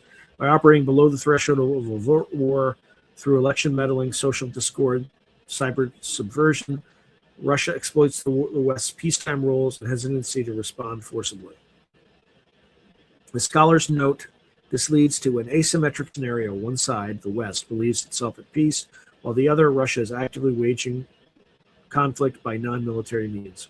Over time, these cognitive attacks accumulate strategic effect. They can weaken enemy alliances, for instance, sowing discord in NATO or between NATO and the EU, creating openings for Russian geopolitical moves, like a divided U.S. polity might be more isolationist, and bolster Russia's global position by undermining the appeal of liberal democracy. However, Russia's heavily reliance on cognitive warfare also has limitations. It often fuels backlash as Western states become more alert and resilient.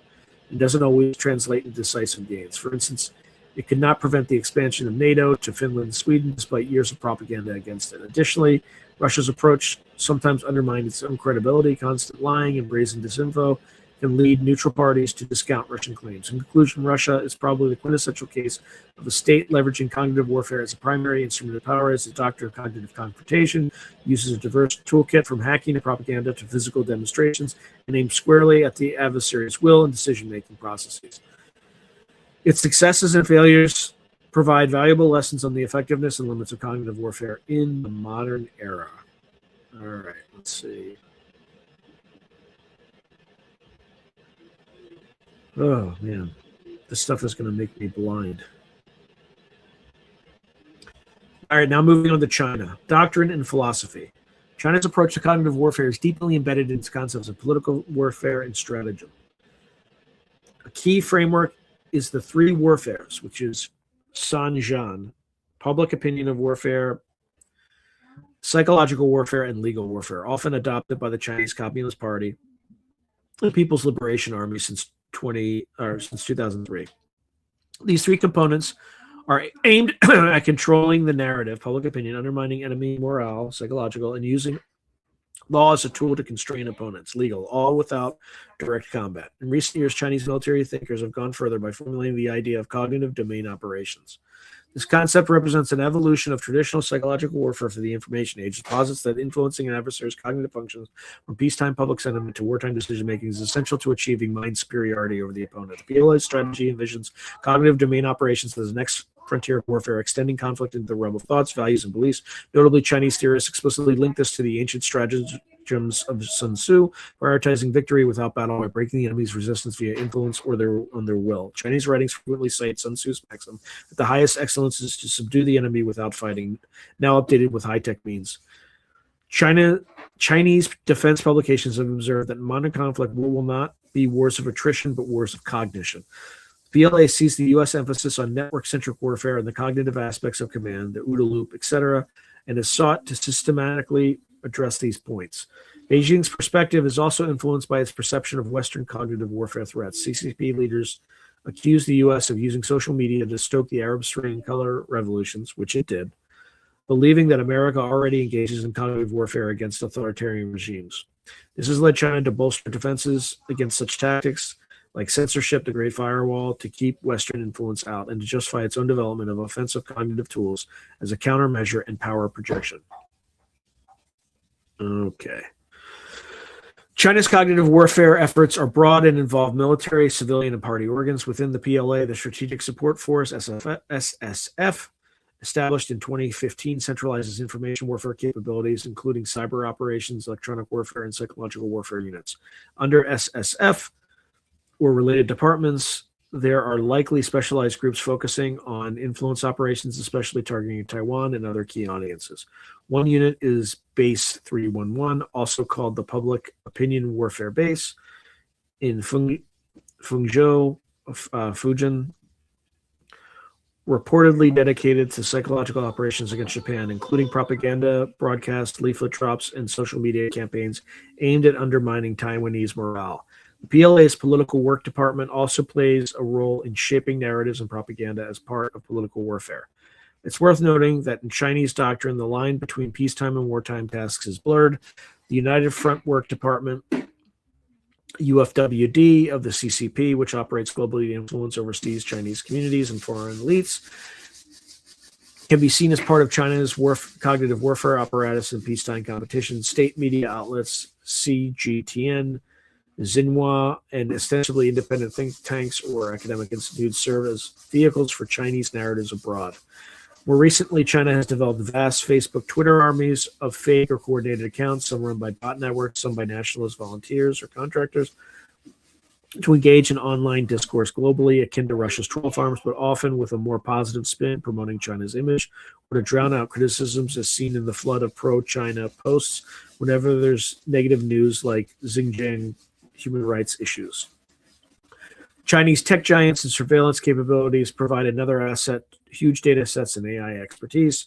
Chinese researchers advocate in integrating big data analytics and AI to analyze sentiment and tailor influence. For example, using sentiment analysis on target population social media to identify moments of vulnerability or trending concerns, then pushing content to exploit those. They also invest in the defensive side. Great effort is made to inoculate China's domestic population against cognitive influence through censorship, patriotic education, and narrative control in schools and media. This means China enters cognitive warfare contests with a relatively protected home front, while adversaries' populations are open terrain. A significant testbed and ongoing theater for China's cognitive warfare is Taiwan. China routinely employs cognitive tactics to sway Taiwan's public and erode their willingness to resist unification. This has included spreading disinformation in Taiwanese elections. So false stories about candidates or fomenting distrust in the U.S. as an unreliable ally, orchestrating social media campaigns to exacerbate divides in Taiwan society, for instance, disputes over identity or energy policy, and even direct texting of psychological warfare messages to Taiwanese citizens during military drills. This happened during PLA exercises in 2022. Many Taiwanese received anonymous SMS messages urging them to surrender or warning of impending conflict, likely from Chinese sources. Another case was the Hong Kong 2019 protests. Chinese state media and an army of online accounts pushed narratives painting protesters as violent pawns of Western instigators in an attempt to sway Hong Kong public opinion and international views. Simultaneously, Chinese propaganda flooded mainstream media to shape the domestic perception of cognitive control inwardly to justify any crackdowns. These efforts met with mixed success. Hong Kong locals largely didn't buy the CCP narrative, but mainland Chinese were overwhelmingly convinced that the protests were illegitimate. Globally, China has stepped up cognitive campaigns in the context of U.S.-China strategic rivalry. For example, during the COVID-19 pandemic. Beyond spreading disinfo about the virus origin, China launched a so-called wolf warrior diplomacy on social media. Chinese diplomats on Twitter became very aggressive, pushing conspiracy narratives and attacking Western policies. This was a novel tactic, effectively turning official envoys into cognitive warriors in the information space. In the South China Sea dispute, China uses legal and public opinion warfare. It cites historical documents to legally justify its claims, legal warfare, and simultaneously shapes regional public opinion by controlling narratives. So, for instance, portraying U.S. freedom of navigation operations as hegemonic meddling. Chinese information operations also follow and amplify Russian disinformation at times, as noted by NATO researchers who found convergence in Russian and Chinese narratives about Western issues. For example, both promoting content about NATO expansion or about failures of Western democracy. This suggests a degree of opportunistic cooperation and cognitive campaigns against common targets. Additionally, China has begun showcasing cognitive warfare elements in its military exercises and doctrine. PLA articles discuss using media, culture, and psychology as weapons to influence adversaries' values and even alter their ideology. One PLA theorist, Senior Colonel Zhang Huafeng, outlined tactics such as perception manipulation, cutting off historical memory, changing thinking paradigms, and deconstructing symbols like national identity to achieve mind dominance. These ideas were not just theoretical. Aspects can be seen in how China approaches regions like Tibet or Xinjiang, rewriting historical narratives, re-educating populations, and how it might approach adversaries in a conflict scenario. For instance, attempting to confuse an enemy's understanding of friend or foe or undermine their belief in their cause. For China, cognitive warfare serves both its defensive imperative, protecting CCP from subversion, and its offensive ambitions like achieving regional dominance and global influence. In strategic competition with the U.S., Chinese analysts often argue that the narrative battle is crucial to frame China's rise as beneficial and the U.S. is declining and counterproductive. They see cognitive warfare as a way to win support in the global South, to reduce international resistance to China's moves, like reunification with Taiwan or expansion of the Belt and Road Initiative, and to possibly fracture U.S. alliances by exploiting differences. For instance, targeting European public opinion to be more neutral between U.S. and China. A striking difference from Russia is that Chinese cognitive operations often avoid crude falsehoods or easily debunked fakes. Instead, they prefer selective truth, emphasizing certain facts favorable to them, and or using sophisticated doubt casting. For instance, rather than claiming something patently false, Chinese outlets might highlight genuine dissenting voices in the West, amplifying a fringe American blogger who opposes U.S. foreign policy, giving it more weight. This more subtle approach can be quite effective, though China has engaged in outright disinformation too when needed. So, for instance, claiming no Uyghur abuse despite mountains of evidence.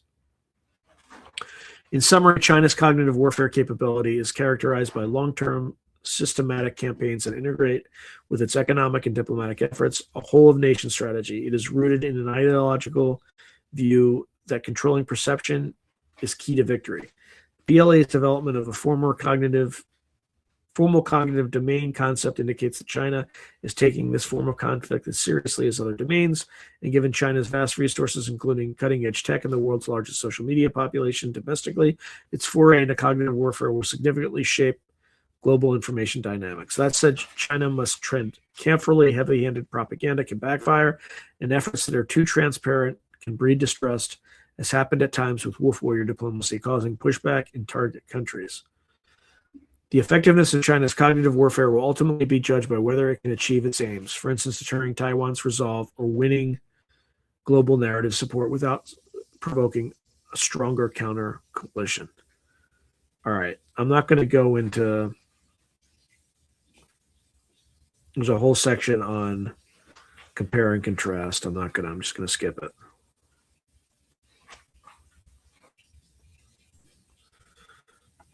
Because it's way too much.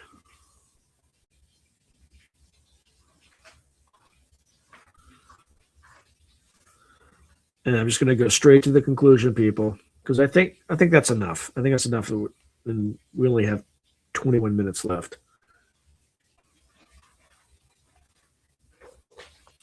Cognitive warfare has emerged as a critical frontier of modern conflict, evolving out of historical practices of propaganda and psychological operations into a sophisticated form of warfare that targets the mind as much as the body.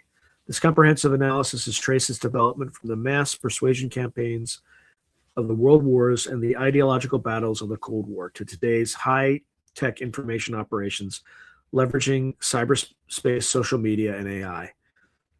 We have examined how current tactics from disinformation blitzes and cyber subversions to micro-targeted propaganda are being deployed to shape perceptions, manipulate decision-making, and erode the will of target populations. Looking to the future, the integration of deepfakes, neurotechnology, and autonomous systems stands to further amplify both the reach and the dangers of cognitive warfare, making the task of discerning truth and protecting mental sovereignty ever more challenging. Through case studies of the United States, Russia, and China, we see contrasting doctrines and methods in play. Russia has embraced cognitive warfare as a core component of its hybrid approach, routinely using deception and influence to compensate for conventional weaknesses, while China pursues a more encompassing strategy of cognitive domain operations tied to its long-term national rejuvenation goals. The United States, a relative latecomer in formally recognizing this battle phase, that's bullshit, anyway, is rapidly adapting, driven by the clear imperative to not cede the cognitive high ground to authoritarian competitors. A comparative analysis reveals that while all major powers recognize the importance of this domain, their organizational structures, threshold of ethics, and integration with overall strategy differ markedly. Democracies face the particular tension of defending against cognitive attacks in ways and uphold their values of free speech and truth, whereas autocracies exploit the openness of societies while insulating their own.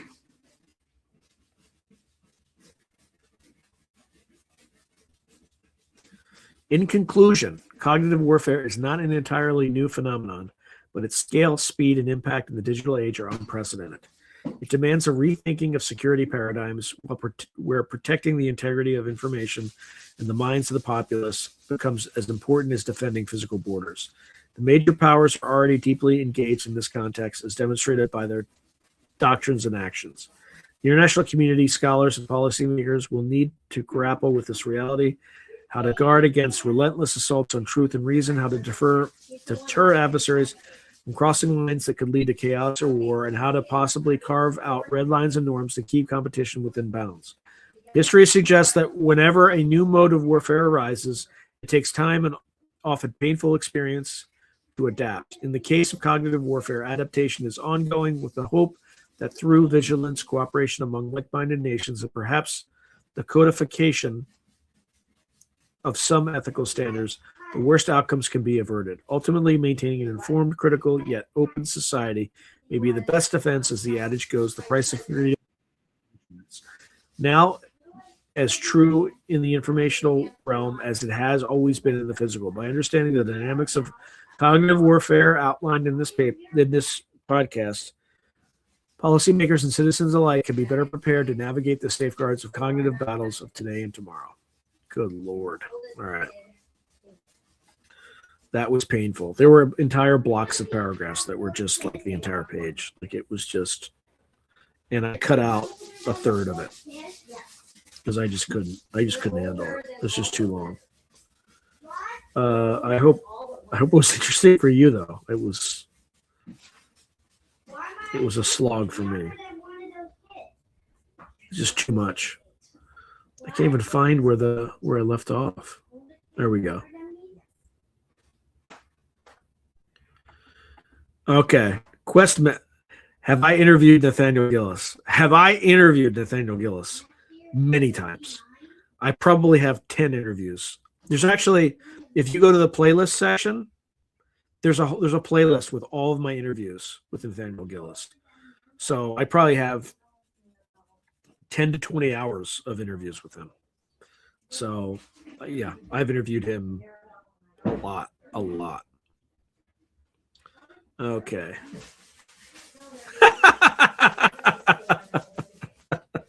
Oh, I thought you were like, oh my God, okay. Ollie Demogard. No. Tell me more about this guy. Or her. I don't know. I have not. Yeah, I think I was laughing at your next comment. That's just, yeah, like I have my interview with Theranos. Let's see. Since David came to the Phoenix MUFON several years ago and came to the Skywatch, that was when he was still investigating Bigfoot. The guy that did the forensic drawing was so accurate. Okay, so Charles Hughes, he has a very interesting channel regarding this stuff. He'll blow many away with what he unveils. Intrepid soul saying. Yeah, the internet definitely advanced it, Questmaster. You heard a cat. I don't have a cat, but I have kids that are a lot louder than cats. Okay, so Maggie Smith is saying, I'm addicted to We Are All Energy channel. Okay. I interviewed Olaf Phillips. I think I have 2 interviews of Olaf Phillips, but I'll look at Ollie.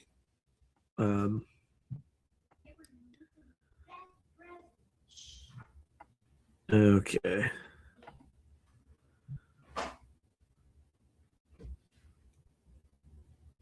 No, Chase Hughes book, Tongue, A Cognitive Hazard. I have not.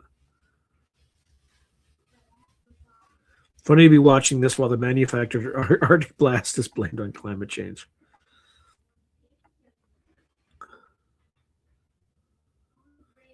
I know. I was yawning a lot. You should try doing the wiggle dance. I don't know what the wiggle dance is.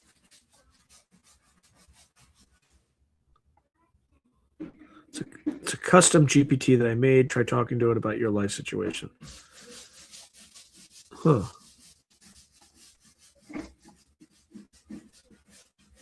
Is there going to be a chapter on 20? No, actually, we didn't talk about that at all, because that was basically a U.S. that was the U.S. using all this cognitive warfare against its own population. So, Intrepid Soul saying the Great Awakening is partly about how we are controlled and manipulated, amongst other things. That's one reason things seem so agitated lately. People are waking up. Yeah, people are waking up. So Solite US Expat said, I was a bit surprised that Kurt Metzger watches a lot of your shows. I wonder how often he is on the live show. That should have made you feel really good on all the energy you put. Yeah, I did. It did. Yeah, I also have to be very careful. Like, because it could end up on a much broader tableau if I say kind of the wrong thing, and it could be like Sean Patrick Hazlett said, and it could be said on like in bigger venues, let's say.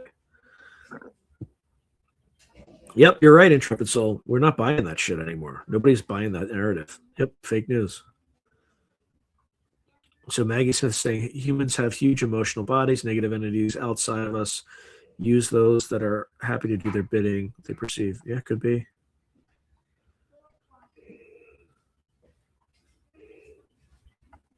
Let's see. Yeah, AI is telling on itself, but I think I'm catching it. Yeah, they always blame Russia because we have to have a villain to rile against so we can. I think the right villain is the elite, is like the leaders who are in charge of our country. I think those are the appropriate villains right now. Like both political parties. The tell is they haven't released the Epstein list. They're all on it. They're all complicit. They're the villains.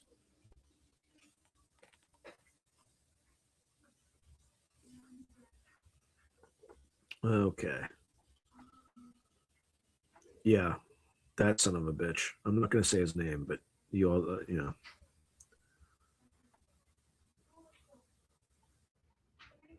Thank you, Maggie. Okay. Yeah, they kind of do. Taylor Swift and Travis Kelce seem to be a kind of a Department of War operation.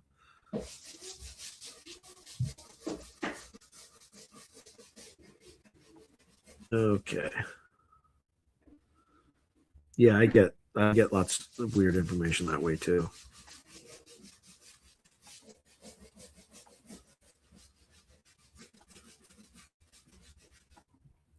Sorry, I'm just going through pretty quickly, folks, because I have like 11 minutes yet left. So, yeah, that's a great point, Intrepid Soul. Does anyone out there really believe that the voices and conversations in your head are all yours and you're alone? Yeah, like where are those voices coming? Are they coming from you? Are they coming from outside you? Who knows? Do not use the Lord's name in vain. Did I just use it in vain? I hope not. Sean, kids will be kids. Go easy. A lot of collectives. No, they're not being bad. They're just being loud. Like that's. Sorry. Yeah, I shouldn't have said that. Okay, I guess I did say that. I'm sorry.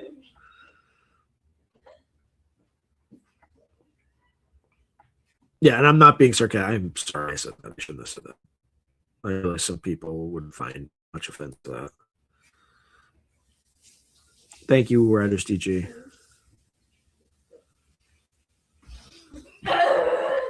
Okay. All right, so Intrepid Souls, Edgar Casey, Neville Goddard, Ernest Holmes, and others for years have told us how to live a better existence, how to get in touch with the creator of God, and how to get beyond this crap in our heads. Agreed.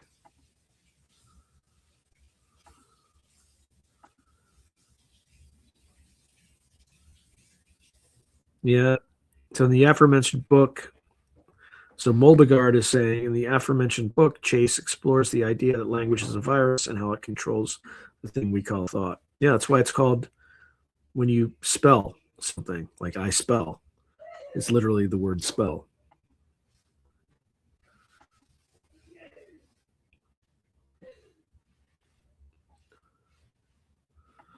Let's see.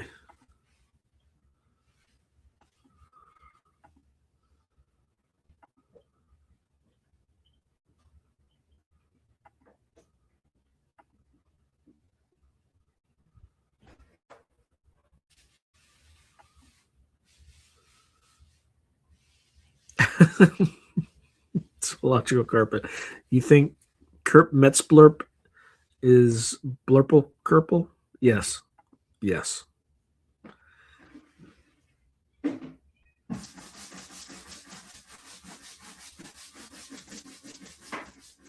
All right.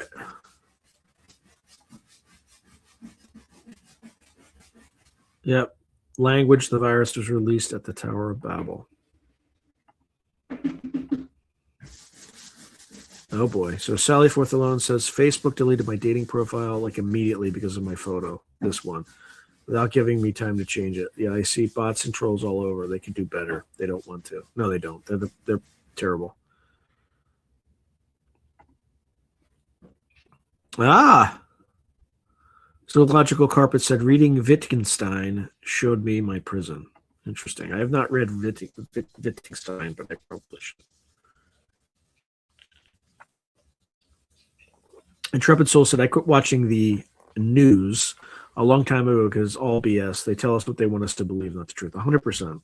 100%. MK Ultra, that's cognitive warfare. Yep. To put some blankets or something to absorb the sound from the kids.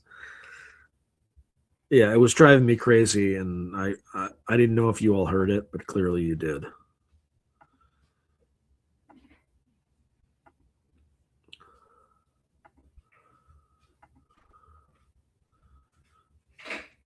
Yeah, definitely watch Jerry Marzinski. Kerp is into that too. He thinks it's intriguing.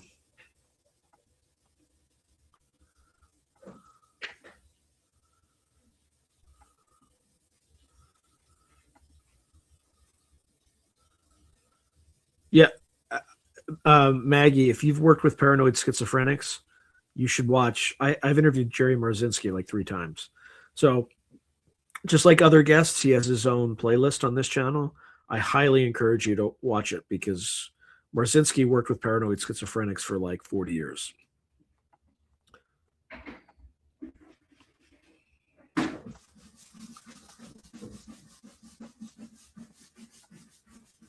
Okay. Oops. Yeah. Again, he was a psychotherapist, I think, or analyst. I can't remember which one. Like they're different, but he worked with paranoid schizophrenics for like 40 years, and I have just look at his name on my playlist. There's a whole playlist where I have like my interviews with him. Yeah, thank you, Miss. Yeah, that's actually a good point. Thank you, Miss Tessa Marie. Remember to hit the like button, everyone. Where were we? Oh, for Christ's sake. I lost my place.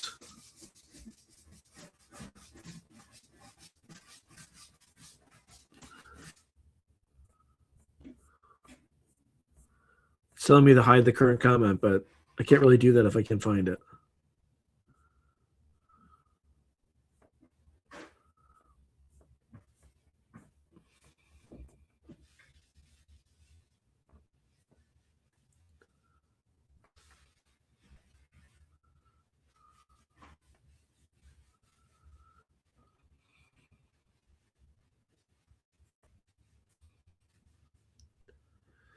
Oh, come on. Where is this?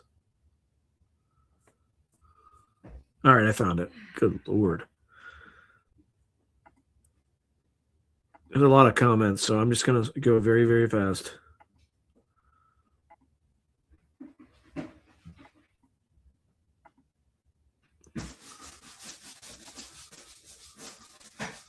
Yeah, I interviewed him twice on pre-recorded interviews, and then I did a live stream with him once.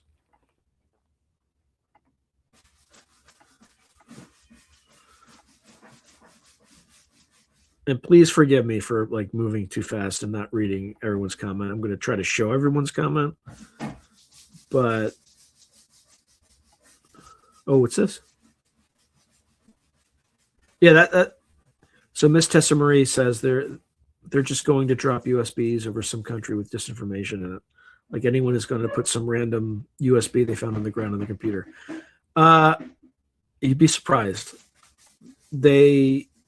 Hackers will sometimes drop them in parking lots in front of outside major tech companies, and some jackass will put it into his computer, and that's how they'll infect corporate systems with with malware. So people do pick them up and use them like idiots. Anyway.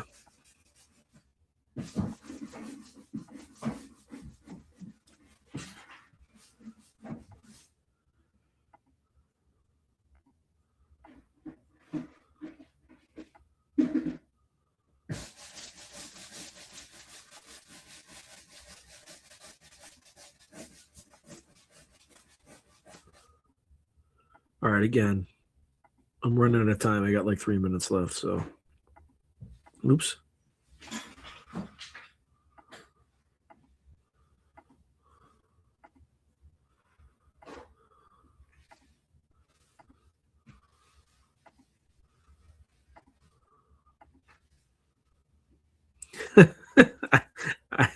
No, I don't have a trading card.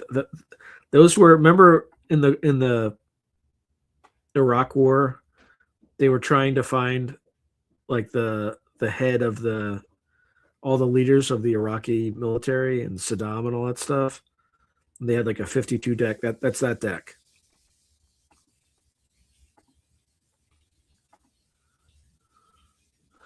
Yeah, well, here it is again. So you have like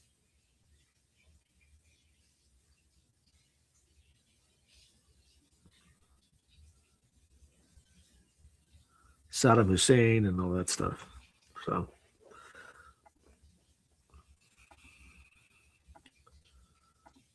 it's still in the package. Yeah, that's a real deck. But I bought it. You could buy it at a military installation. I bought it in California. So yeah, but I have it. I absolutely have it.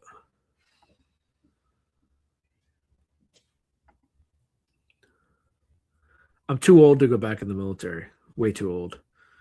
Spiritual Ascension asks Sean, would you ever go back to the military? Too old.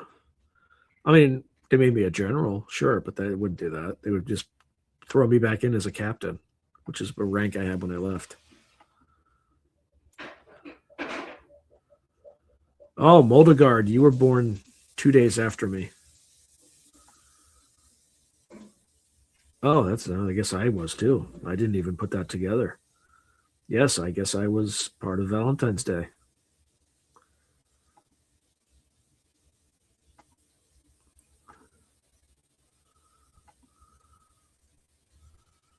Was it really? I'm not surprised.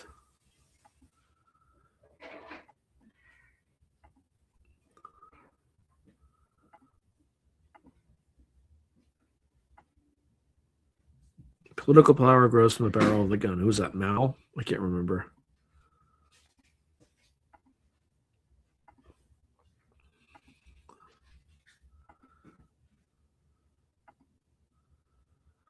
Whew.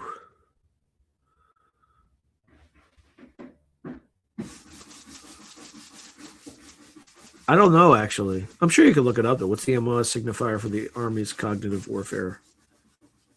It's probably a 35 something, I'm guessing.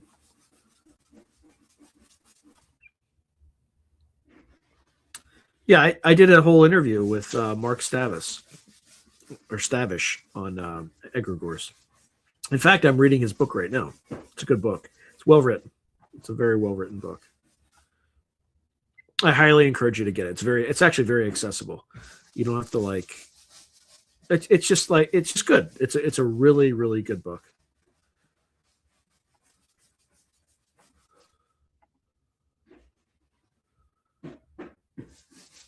Yep. Yes, you can. It's also in Chaos Magic. It's also in like Liber Null. You don't want to do that though. You know, there's like enchantment magic and stuff like that you can do without bringing in external entities. I don't recommend communing with like non-human entities. You just don't know what you're dealing with.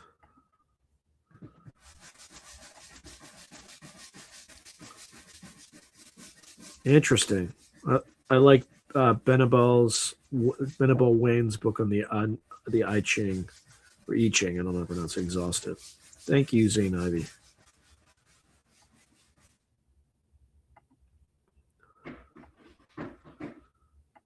Oh, read the red book next.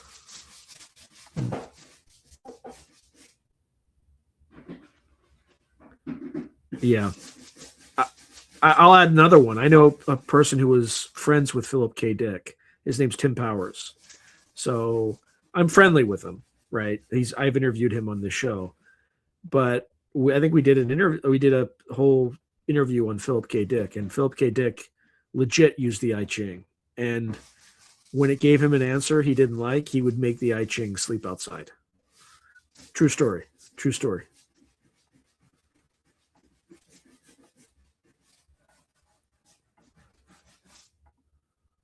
So just think about that. I am literally 1 degree of separation from Philip K. Dick. That's how weird my life is. I am directly connected to the current ambassador to Denmark. He was in my fraternity in college. That's also weird.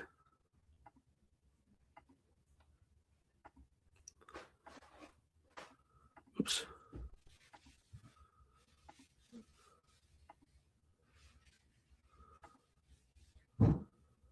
Sounds like Mind Wars by Michael Aquino, Psychological Warfare. Yeah, probably.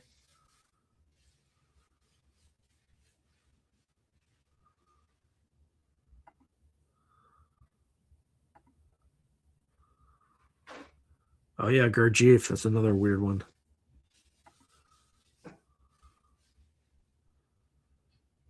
Nice. Well, thank them for their service, Jacob. I don't know if you've watched the channel for very long, but I was in. Well, yeah, it's obviously been established already that I was an Army officer. Yeah, I appreciate you. Appreciate you, Jacob. But they're all coming from Kerp, I think. A lot of them are coming from Kerp. So we can all thank Kerp for that.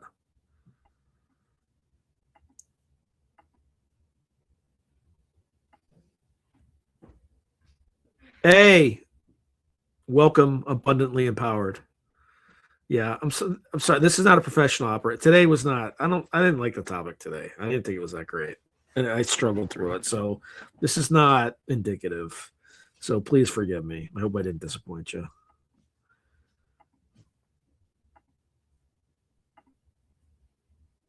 The book Tongue. Oh boy.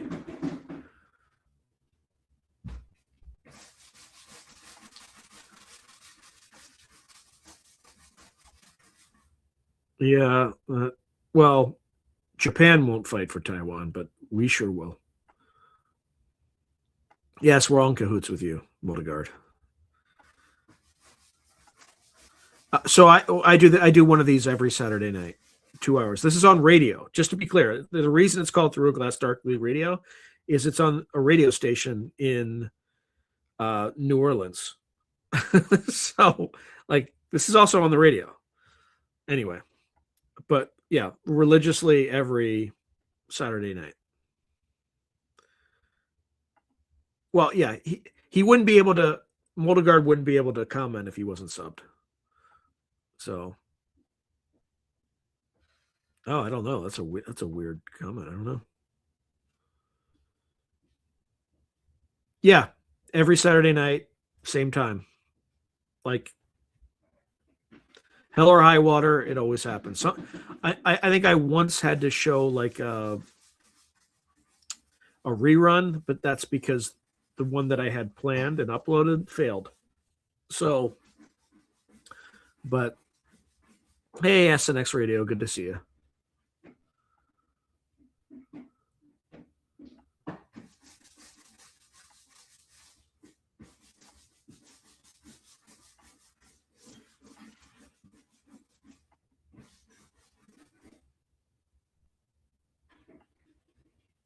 I think we did, Mark. I think we did listen to it. I can't remember. You haven't seen Spider Bite on? I don't think I've seen Spider Bite tonight.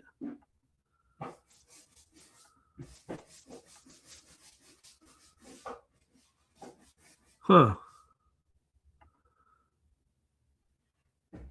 Am I the only level earther here? I don't know what that means. You might be, you might not be. You'd be surprised. Oh my god, it's like seven. I'm like 7 minutes over.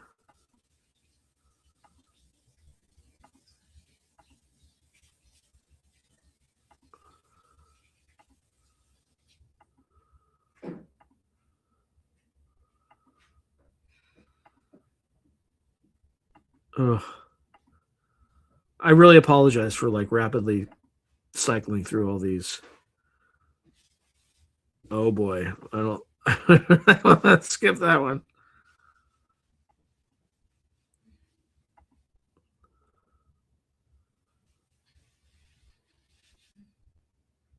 Yeah, thank you, Spiritual Ascension, for explaining that. But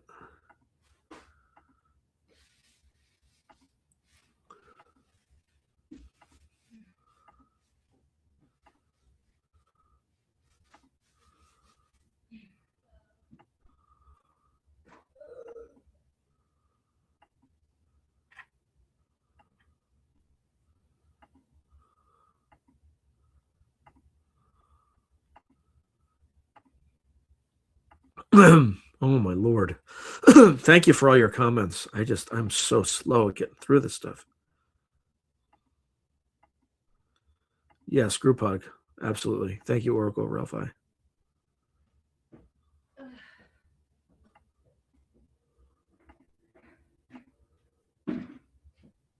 Yeah, but national security, yeah, exactly. It's just the people in power don't want to lose their security. That's what it's about. Because if we found out what they really did, we would literally tear them apart.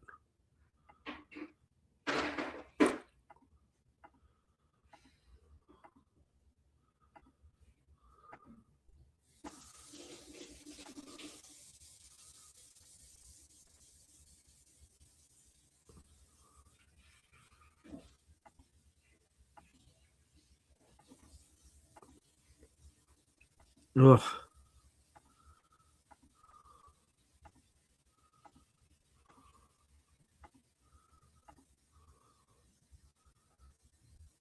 The noises in your background are the sounds of a rich man.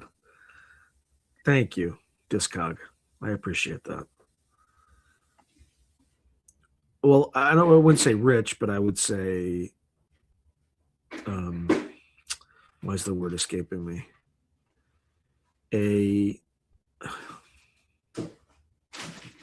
Why am I struggling with this? Of a blessed man. Not blessed as on like some religious figure, but like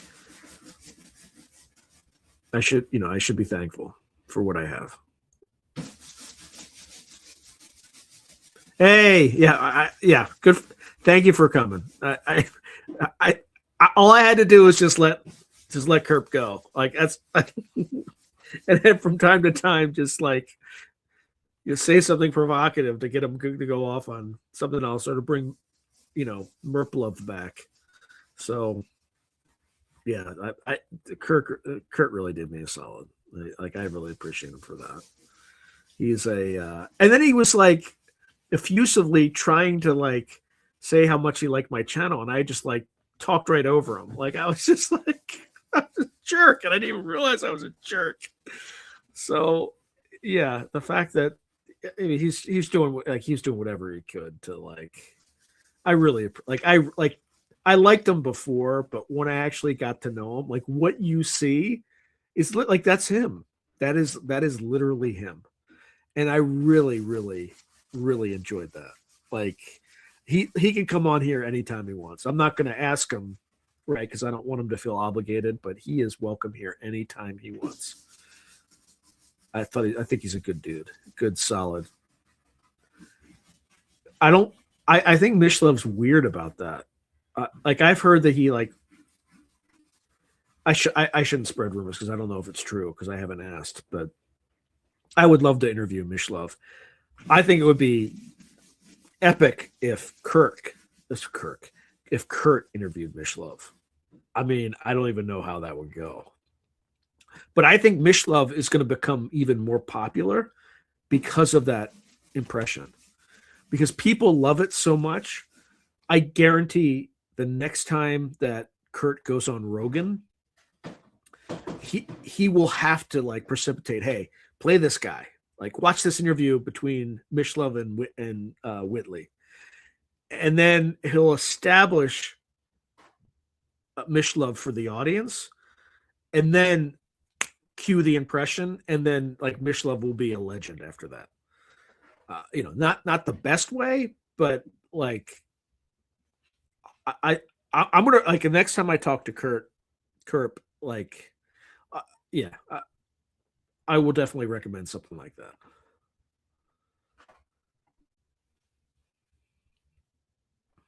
Exactly. That I think you just joined Abundantly Empowered, but like, or not just joined, but like, oh, maybe you wrote that when I said that.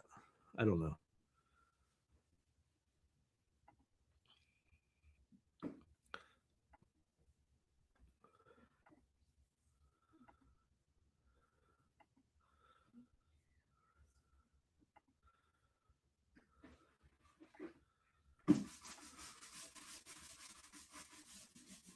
Yeah, I did, but I slowed down. I was just like,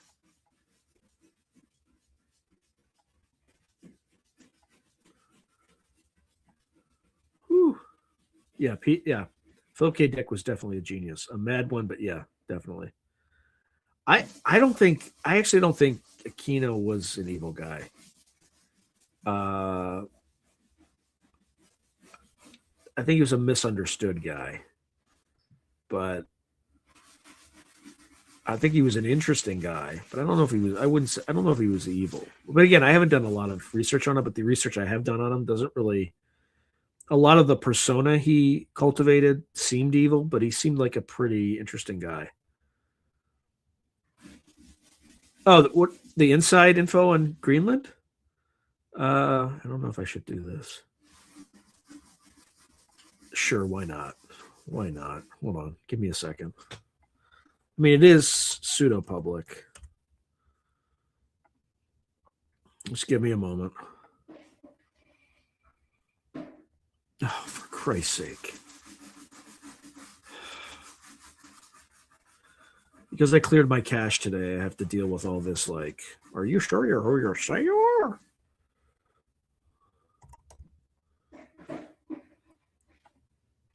Oh, he's got a new thing.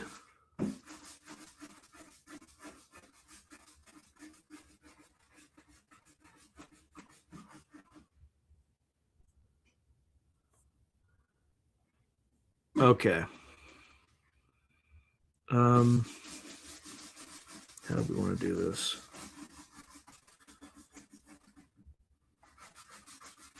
You all want insider stuff. It's not really, it's on the internet, so sort of. How do I share this? Share screen.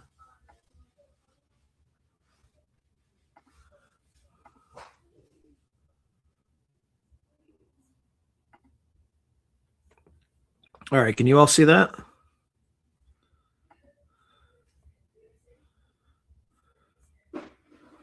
Okay, so you can see this. So he's posting some photos. I think this was when he was ambassador to Sweden in the last Trump administration, so it's not that relevant. I don't want to show the stuff on the left. But here's him visiting Nuuk, Greenland in December. Just returned from a fantastic first trip. Here, let's to Greenland. Highlights including meeting Prime Minister Nielsen, Foreign Minister Motzfeldt, and other minister representatives from the Greenlandic and Danish governments. Productive set of diplomatic engagements with these counterparts on foreign policy and defense, fishing, mining, education, tournament, enjoying Greenland's absolute stunning natural beauty. I can't wait to go back. Does this sound like a country that's about to start a war? We don't care about that. Nuuk, Greenland provided the ultimate welcome. Okay, you got that. Okay, this is in Copenhagen. My first few weeks on the job have been extremely busy but rewarding. Amongst my first meetings included productive engagements with Prime Minister Frederiksson, Foreign Minister Løkke Rasmussen, Defense Minister Poulsen, and Novo Nordisk, CEO, blah, blah, blah. Grateful. Okay, so that's, anyway. I think you all get the point. All the shit that you're hearing in the media is bullshit.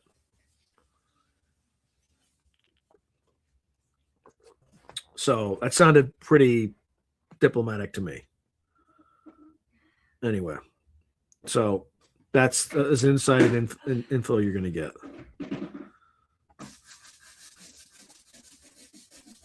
Oh, nice. You met Duncan Trussell. I need to ask Kurt to make the connection. I just don't want to be too pushy. That's all.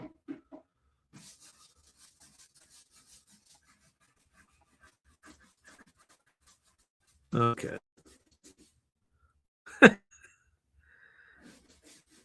Yeah. So Oracle Profile says, Sean, we both know somebody who knows Joe Rogan. I know someone who knows Donald Trump. I do too, but I can't. I can't speak. I can't speak of that because, well, actually, Kenny, of course, knows Trump, but I know somebody else who's a little closer. Just through business stuff that I can't talk about. So.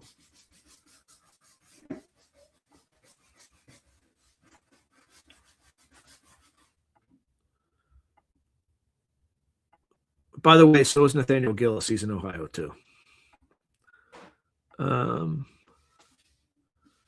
Yeah, it's supposed to be getting really cold. Actually, he was when I talked to him today. He was kind of bitching about it.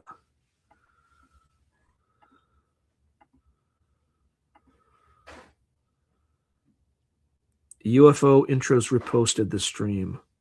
Oh, thank you very much. I appreciate that.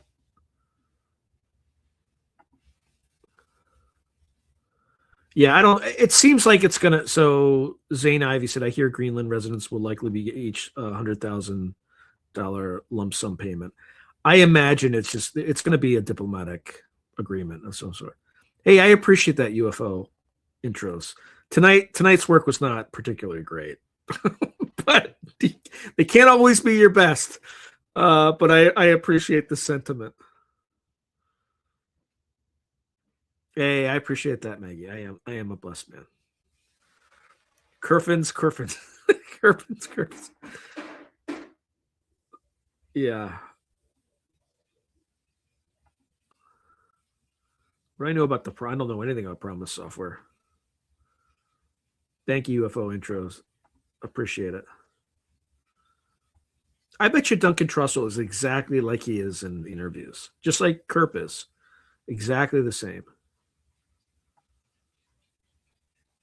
I don't. Well, I don't know anything about the woman stuff about Aquino. I think you're talking about, but at the Presidio, that whole thing was like he wasn't even there when that stuff happened. It was just meant to smear his reputation.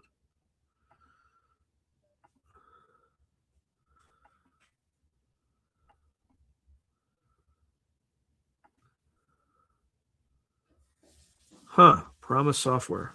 Interesting.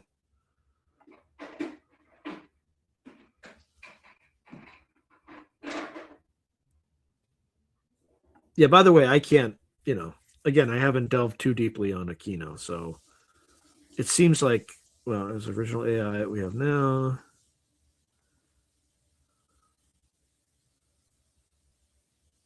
Is knowing Trump or Rogan personally supposed to be some kind of achievement?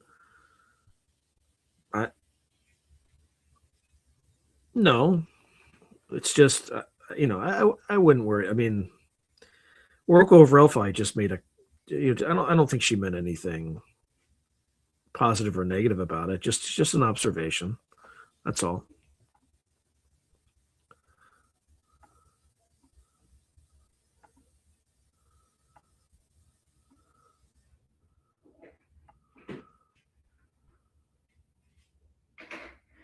No, he was absolutely at Presidio. It's just there was an incident that he was um, blamed for, that he just wasn't present when that event took place. But yeah, he absolutely was at the Presidio.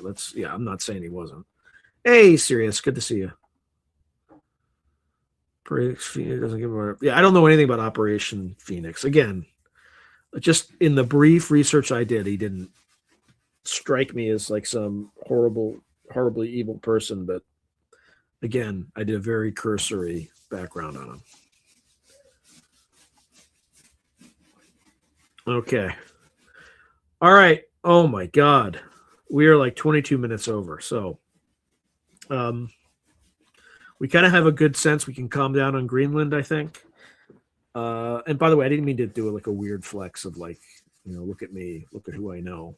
But it's just it's particularly relevant now, and I want people to just know that it's not as crazy as you think. My opinion of Karl. No, I met him in person at one of the Seoul conferences, the first Seoul conference, and like me, we both majored in electrical engineering in college. He was at the University of Pennsylvania. I was at Stanford. I also majored in history, but we talked about that a lot, actually. Like, that's what we talked about. It was just when he found out that I was like former Army and had majored in electrical engineering, like he was talking, we were just talking about that. So he's a super nice guy. I think he is definitely like a key leader in the current disclosure narrative, but I think there's a lot of narrative control. And in fact, he showed us what the timeline looked like, right? So the stuff's still going to drag out to 2030, according to what he showed us. And it was posted on the internet a little bit. If you look at my background on the Seoul conference, I have like 2 videos on that Seoul conference. And I think one of them might have that in it. I can't remember. Like, it just flashes that timeline. So, but I think he's a good guy, but I think he also has a role he has to fulfill. And he was very nice to me. So let's see. Yeah, he's extremely intelligent. That's for sure. So was trained by an MK Ultra. He very well may have been. Let me guess. Bragg. Well, you're talking about Fort Bragg? Connected to, yeah, Operation Paperclip.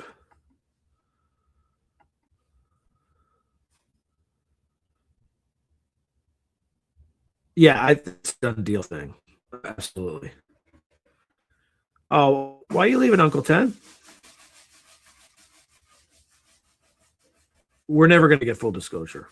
I've given up on the government. Like they lied to us about everything. So anyway,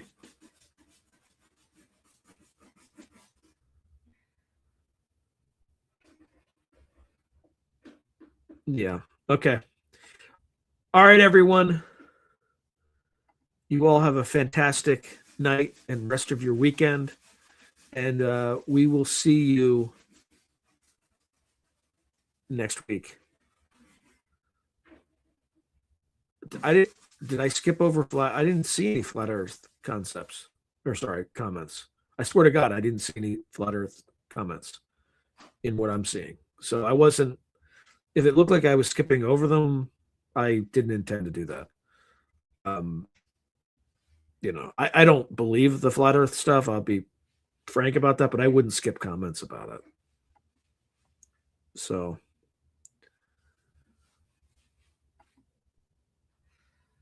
I saw Gleason's map quickly, but I didn't register. I think I posted it, right? Okay, look at the Gleason's map. You'll see how far Greenland extends into the Arctic Circle. Okay, I didn't know that was a flat Earth comment.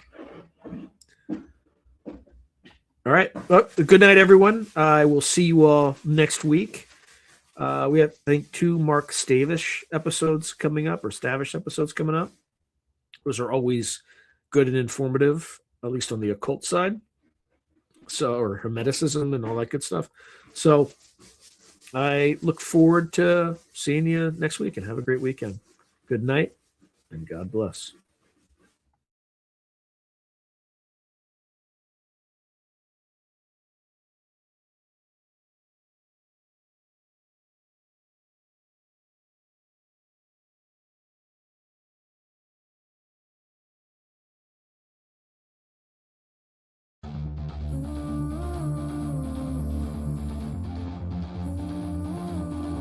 You always